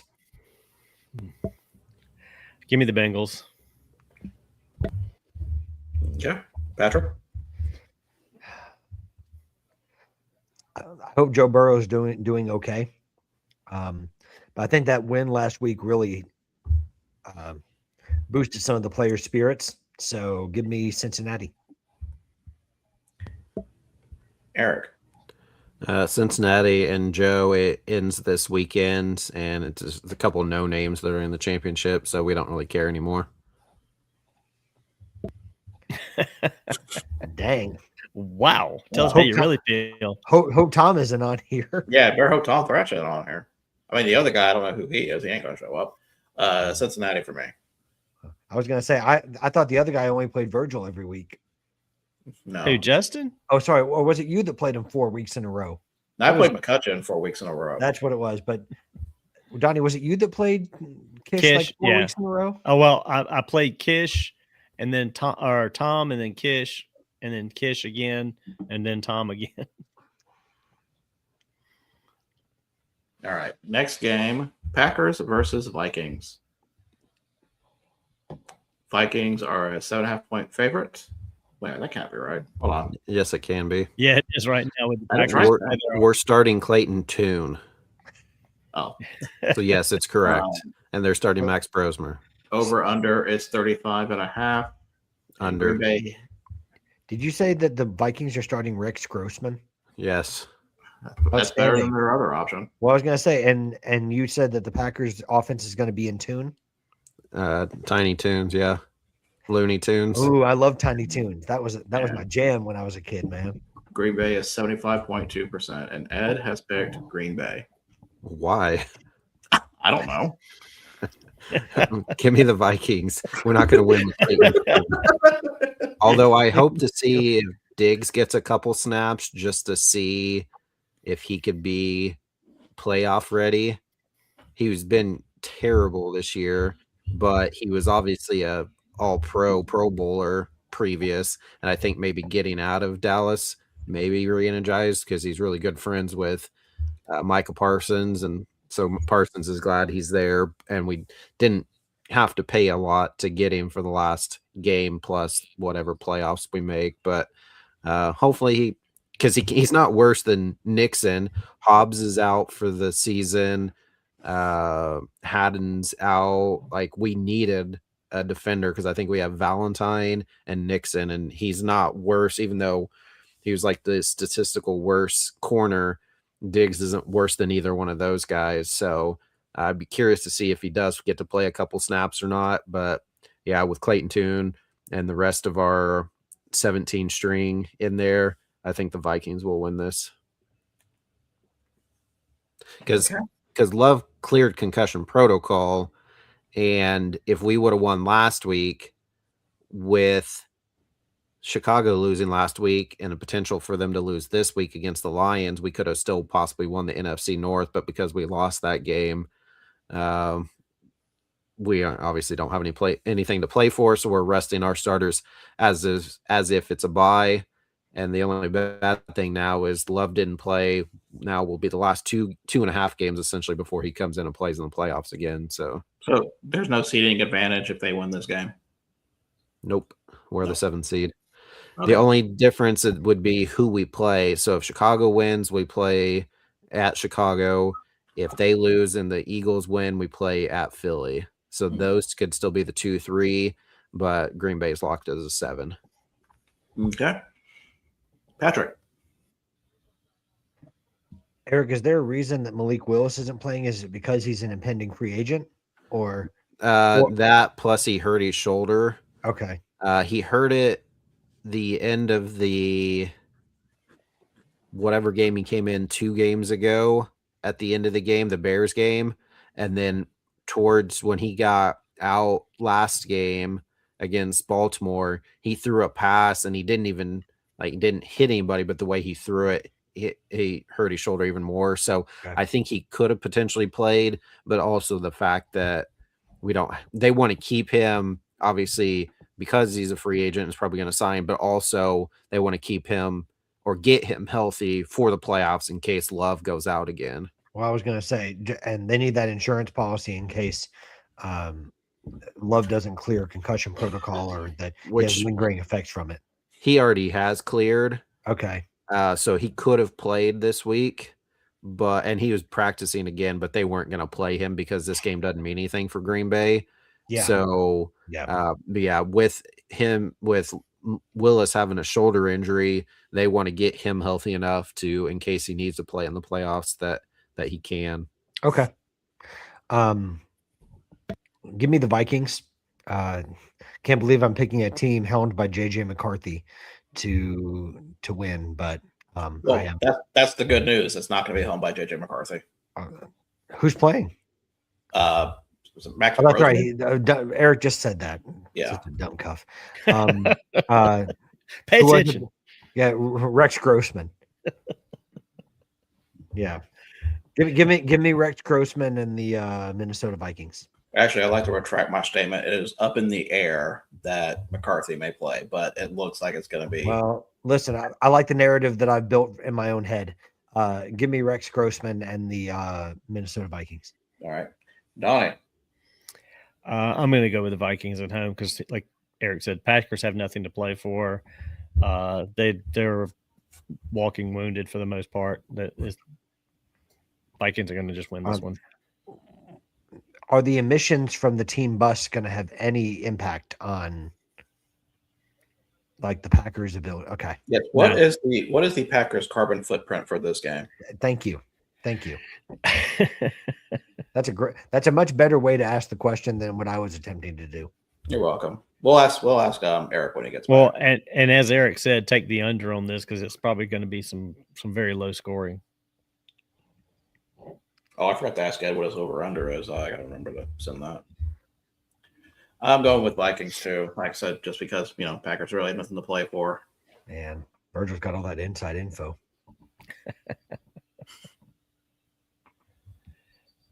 Okay, next game is Cowboys versus Giants. Cowboys are a 3.5-point favorite, over under 49.5. Giants at 51.7%. And Ed has picked Dallas. I'll take the Cowboys. Yeah. Okay. I'm going to take Dallas as well. I feel like George Pickens is playing for a contract, so despite everything that he's been through, I can see him having a good game. And Dak, if anything, just for pride. So yeah, give me Dallas. You know what? I'm gonna go with the Giants. Is it because you have fantasy football players? No, not even that. It's just Don't you have Tracy? And is it you that has Singletary, Donnie? I do. And he's done horrible the last 2 weeks. He'll probably do horrible here, but the Cowboys have a horrible defense. So horrible last 2 weeks. He scored like 2 touchdowns last week. He hasn't scored me any points really. Terrible. Not enough. Sorry, I forgot. I got to be Eric when he's not here. Terrible. Eric is here. Let me pull him back up. Eric, we have 2 questions for you. First off, Cowboys or Giants? Cowboys. Second question, with Green Bay taking the bus over to Minnesota, do you think Green Bay's carbon footprint will cause an issue with this game? Why are we taking a bus and not flying? I don't know. Donnie said a bus. I didn't say that. I said a bus. Patrick said a bus. I didn't know. I didn't know they were going to fly one state over. Yeah,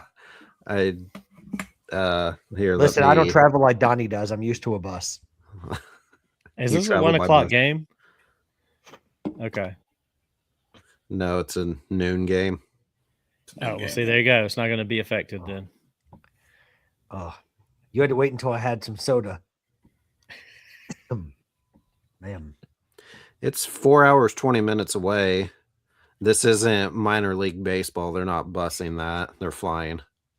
Wait, Jerome Bettis is going to take them? Yes. Go Irish. Next game, Titans versus Jaguars.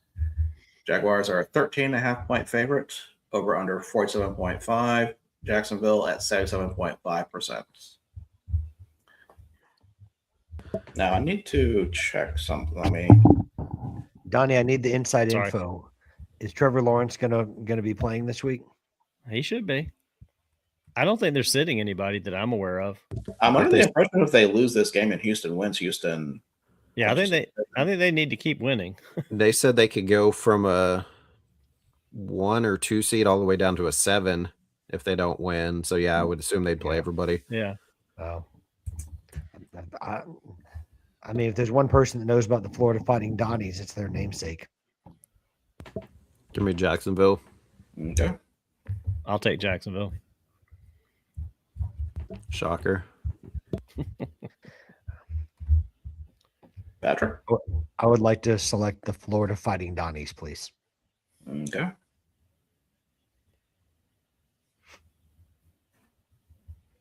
I was looking up the playoff scenarios, but I can't find them right now.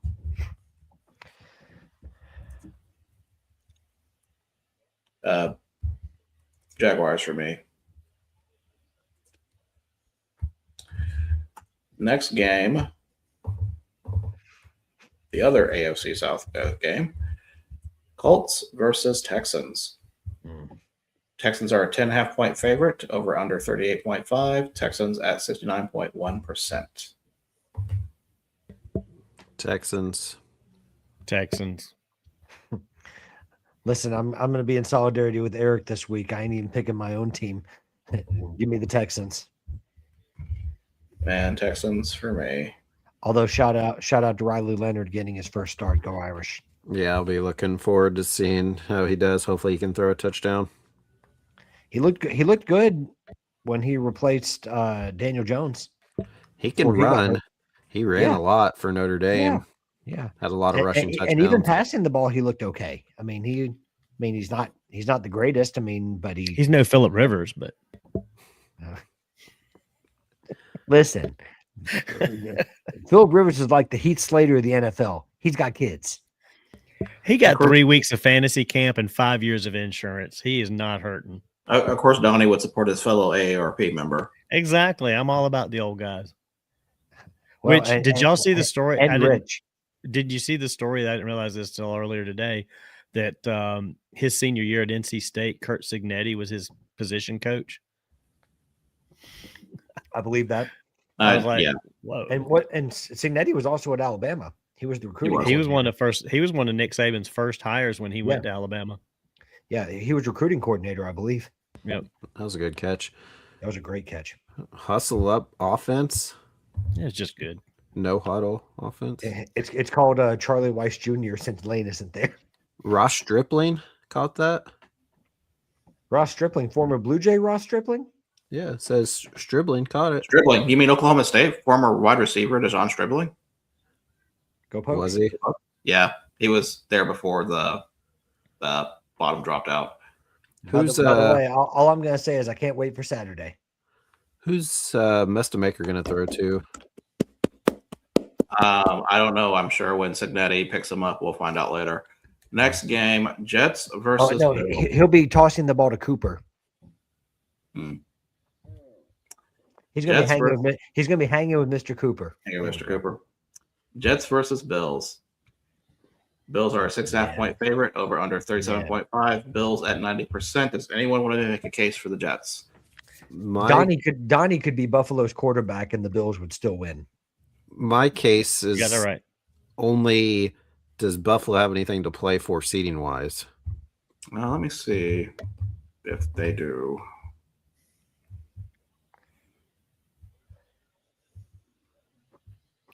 Buffalo does not. So they're locked into whatever seed. Well, and see, this doesn't give me seeding. It just talks about clinching. So let me see if I can find seeding. Because, so let me ask this then. Is Josh Allen even going to play? But doesn't matter because that 6.5 is what tells me I think they're not playing for anything. Mm-hmm. Because otherwise it would be at least a 13.5 point. Because there's no way that they're only a 6.5 point favorite of the Jets unless they're playing their Clayton Tune as their quarterback. So Bills can still be, they can be the 5th, 6th, or 7th seed.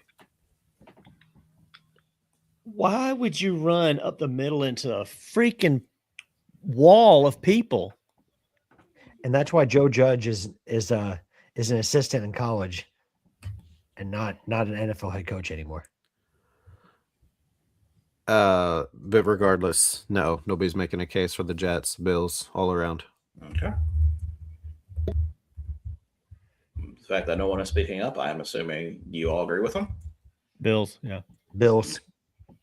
Next game, Lions versus Bears. Oh my. Bears. Chicago's are a 3-point favorite, over under 50.5. Detroit is 54.1% in the predictor. Really? Ed has picked the Lions. He is probably thinking that the Bears have nothing to play for. Which the best they can still be a 2 seed, but the worst they can do is a 3 seed.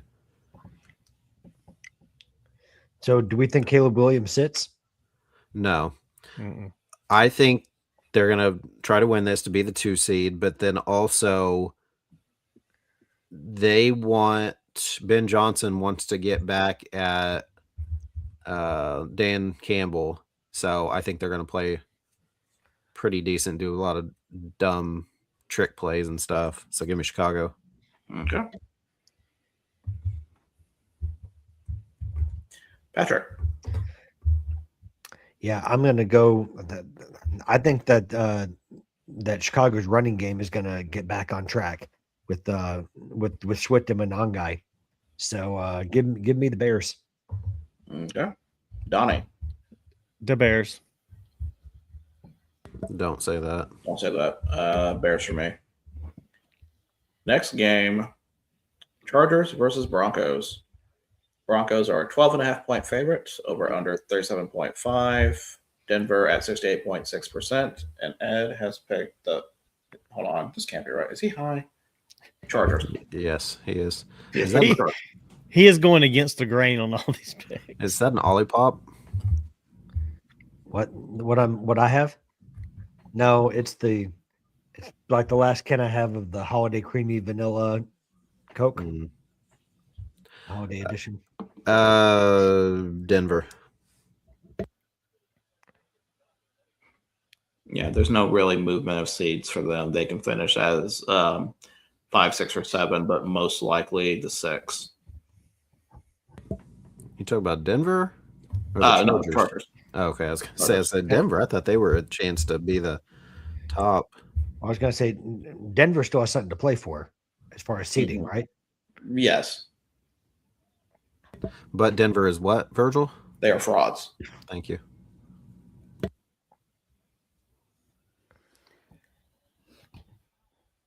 I'll take Denver. He ran right into his own guy. Yeah, the whole right side was wide open. All he had to do is like stutter out to the right, and he probably could have got 6 yards off of that play. Donnie for sure could have gained 7 on that play. Faster than some of these guys. Yeah. No, you're not. I don't Patrick. think you're Those fast. linemen, maybe. These linemen run 4.740s. They would smoke you in a race. Mm-hmm. They would lap you in a race. I'm sneaky fast. That's what they say about I us can white guys. guarantee you're not. Buying a hat maybe, but not running. You're so sneaky fast, you forgot to mute your mic when you got up. That's why I thought I was going to be already in there before I said it.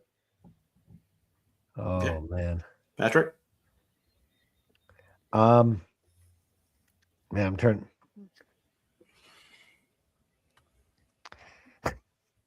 Make fun of me. Which game are we doing again?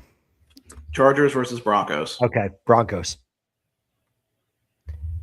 I deserve to be made fun of for that. Oh, we almost tripped. I thought he tweaked something for a minute. Yeah. Oh, yeah, his lineman. Yeah. took it. I'm going to pick Broncos also. Do they practice that? What, tripping over each other? I would assume so, not. I mean, because anytime I've ever seen it, they always kind of hop 1 foot back and still typically get a pretty clean handoff when they get stepped on. Well, I'm trying to think. There was I forgot which game it was, one of the bowl games, where the 2 offensive linemen, one accidentally stepped on the other one and ended up falling and breaking loose or getting the sack that caused the fumble. Forgot which game that was, but yeah, that's it. These things happen. Next game. Yeah, Lynn, those bums they're out. No need to say that. Is that a penalty? They called that on the defense. I know. I said, but The guy, That the receiver was like had his hands all in the face mask of the defender, and Holding they called him. PI on it. The defender was holding him. I don't think so. Next game, Chiefs versus Raiders. Chiefs are a 5.5 point favorite over under 36.5. Chiefs at 60.3%. And before anybody asks, neither of these teams have anything to play for. So I knew you were going to ask that question. The Raiders don't have a chance to play for the 1 seed. Do they already have it locked? No. They have a chance for the 7 seed. Yeah. I feel like the loser in this game is are the fans that have to watch it. Yeah, you should say that out loud. Hey, Mrs. Influencer. Well, I mean, would she disagree? I said, how bad are you going to feel? The win would be the cheap tickets that you can get to go to the game. Well, it's in Vegas, but yeah.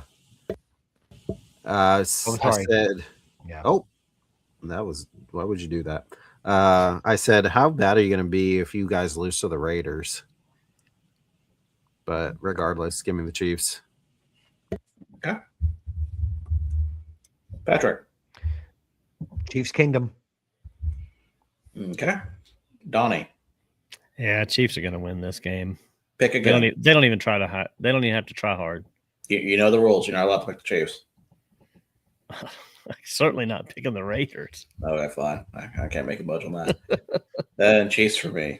And also, who's the quarterback for Kansas City at this point with both Minshew and Chris Lodekin? He didn't look bad the other day. He looked fine against Denver. Yeah. I don't think he looked that bad at all. I thought you said Anakin Skywalker, and I was like, what's I don't that? know who that is. Lynn, don't be bringing that stuff in here this time of night. Next game, Cardinals versus Rams. Rams are a 7.5 point favorite over under 46.5. Rams at 78.4%. Ed has picked the Rams. Oh, just a bit short. And Rams have pretty much not a lock at it, but they still have a shot of a 5 seed, but it looks like 6 seed is possible. There's no chance for a 7 seed for them. Yeah, Cardinals don't have anybody to play though. They're just like horrible right now. Michael, you guys beat an overrated Pavia. Why would you kick? Anybody? Especially a 55-yarder. For what? One less Iowa beer for you, Donnie. I'll take it. What? You're up 9? Yep. Why? What? Sorry, Lynn. And you still be up just 2 score. Why would you not just go for it? Yeah. Especially if you're in their territory. Well, guess what? Analytics suck. Go for it. I'm just saying analytics. That's the excuse I use. Give me the Rams. Yeah, don't let me down, Virgil. Rams. Like I did last week. Yeah. Yeah. Patrick. I'm gonna go for those. Despite not helping me fantasy wise, I'm going for those valiant Virgils of the city of Los Angeles. I mean, if they're not helping you in fantasy, that sounds like a personal problem. Rams for me. It means I can't draft a fantasy football team. I know. Next game, I ain't doing any better. Next game, Dolphins versus Patriots. Patriots are a 10.5 point favorite over under 45.5.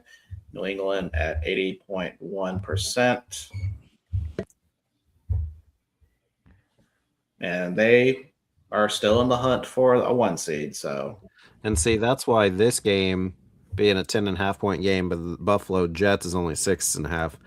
Yeah, that doesn't make sense. So Patriots. Patrick.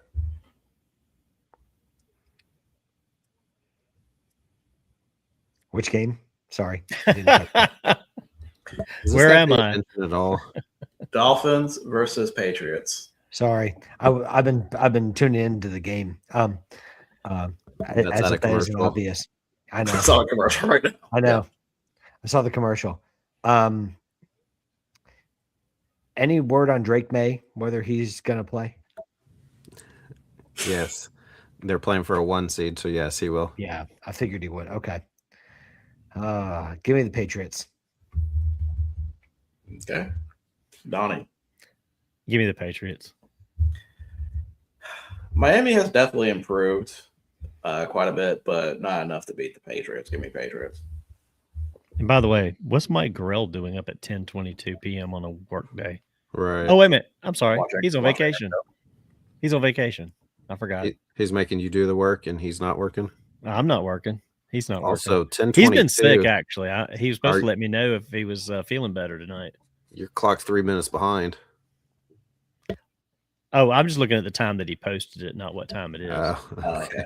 Sorry. Next Just game, woke. Commanders versus Eagles. Eagles are a 4.5-point favorite, over under 38.5. Eagles at 73%. They're pretty much sitting everybody from what I've seen. And Ed picked the Eagles. Is he sick of being a Steelers and Iowa fan, or? No, he's been dealing with about 10 days of some kind of nasty flu cough thing going on. I don't know what he's got.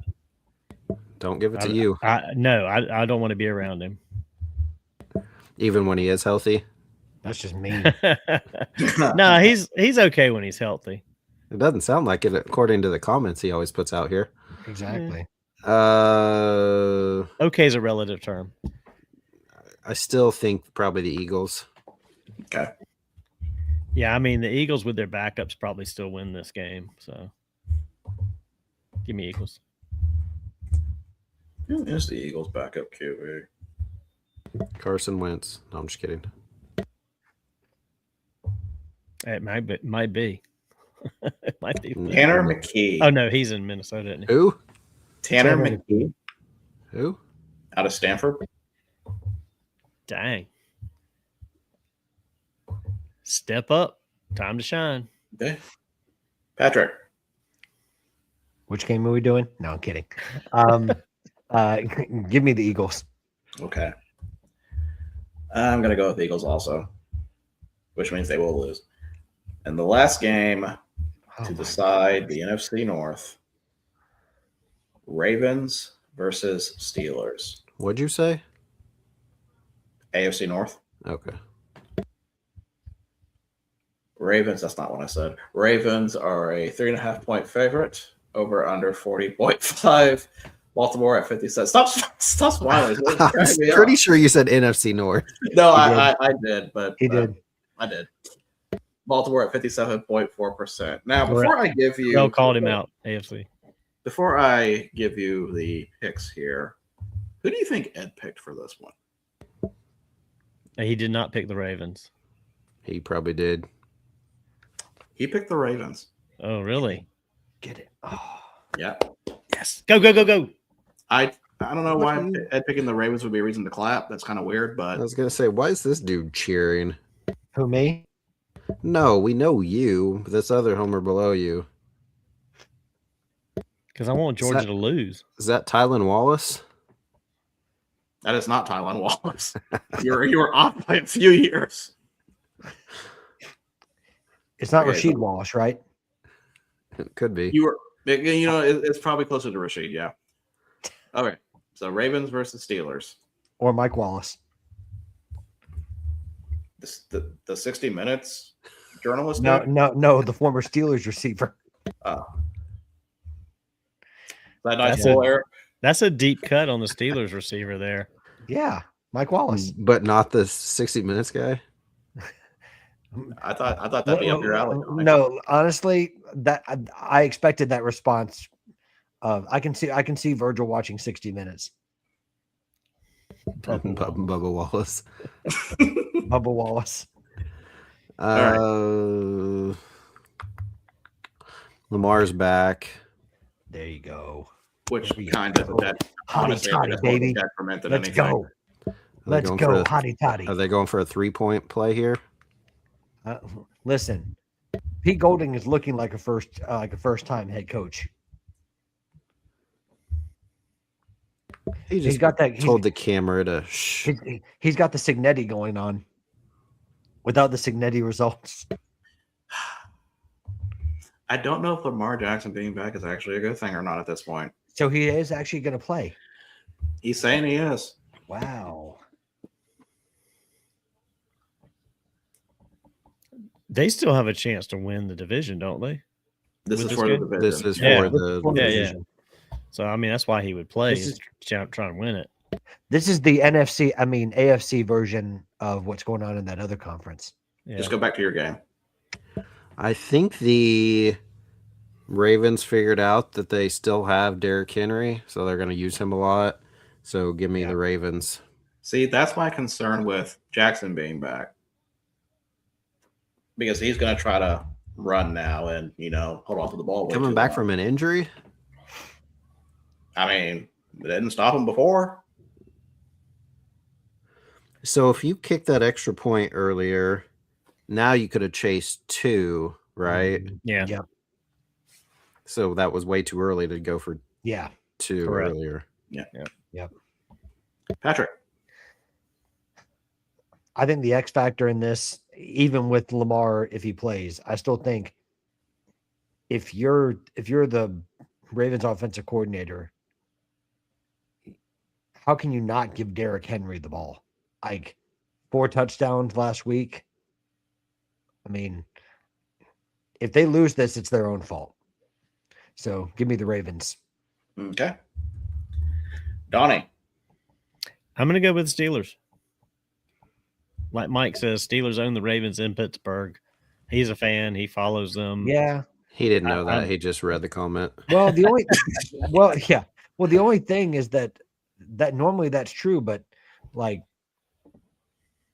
who is Aaron Rodgers going to throw to? Valdez Scantling? I mean, like Austin that's his guy. Yeah, I said true. Austin is out.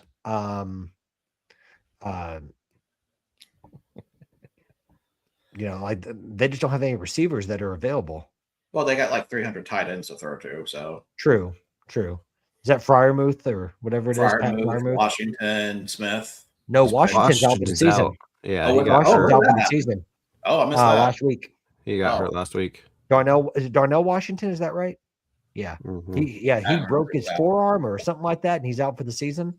I apologize. I did not know that. Yeah. So. I'm thinking Austin's back. Is that the 316 version or Tavon or Calvin? Calvin? Stephen F. Stephen F. Well played. Stone Cold Steve. So Baltimore for me. Which is that for means, fantasy football or for your picks? That's for my picks because let's be honest, they're going to overthink things and they're not going to give Henry the ball. Probably. But I'm still just going to go with them. Well, what's the guy's name? Is it Todd Grantham? That's the offensive coordinator. Grantham's at UAB. Oh, I'm sorry. Is it a Grantham? Who is the Ravens offensive coordinator? Offensive or defensive? Offensive. Offensive is Todd Monken. Todd Monken. That's what it is. What was Kirby? Was he trying to call a timeout or what's he upset about? No, he's saying somebody was holding on offense, had him by the jersey. Oh, yeah, always. Well, I was going to say, like, he hasn't talked about the 1,500 calls that they always get. It's always about that one that they feel like they get slighted. Yeah. Was he calling timeout or was he clapping? I couldn't tell. He was grabbing at his shirt, saying that somebody was holding on that touchdown play. All right, time for over-unders. So we will go with who got first last week. Oh, that's me. Imagine that. Yeah, imagine that. Humble brag. Give me the over on Arizona SMU.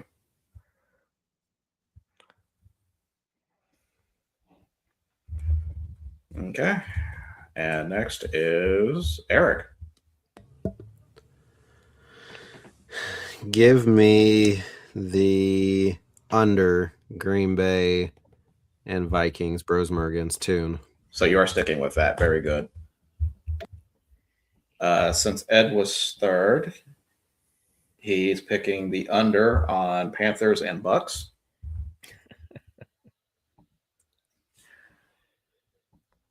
Donnie? I'm going to take the under on Lions Bears. What is that one? That is... I see 50.5. Okay. Patrick? What's the over under on North Central and Wisconsin? 59.5. By the way, I was really hoping you were ready to ask what game are we doing. No.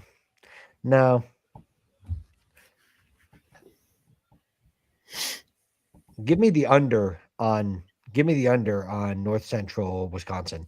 Okay. How many times is he going to throw it into the line? I don't know, but it's a. Are they doing a fake pass here? They are. I freaking swear. Do you? They even telegraphed that was what they were going to do, was a play, and still couldn't stop it. All right. So, and Patrick, you did say under for North Central. Yes. Okay. So picks are locked and saved and will not change unless I find it convenient. So welcome to the end of the show. That's what I was going to say. I'm going to open the floor. Is there anything else you guys would like to talk about before we head out, or anything else you want to bring up that we have not discussed? No. Prophet, you good? Yep. Oh, the e-driver says that he's right. What's he talking about? Don't laugh. You know I'm right. What's he talking about? I don't remember what that was about. Well, thank you all for joining us this evening for our first show in 2026. So we got a lot of games to go through, so we'll see how that works out for next week. We'll have the fallout for the championship games and the FCS, and of course the last week of the NFL. We'll have the fallout there and see what happens, and we'll have playoffs set. Thank you for joining us, and have a good weekend. We'll see you guys later.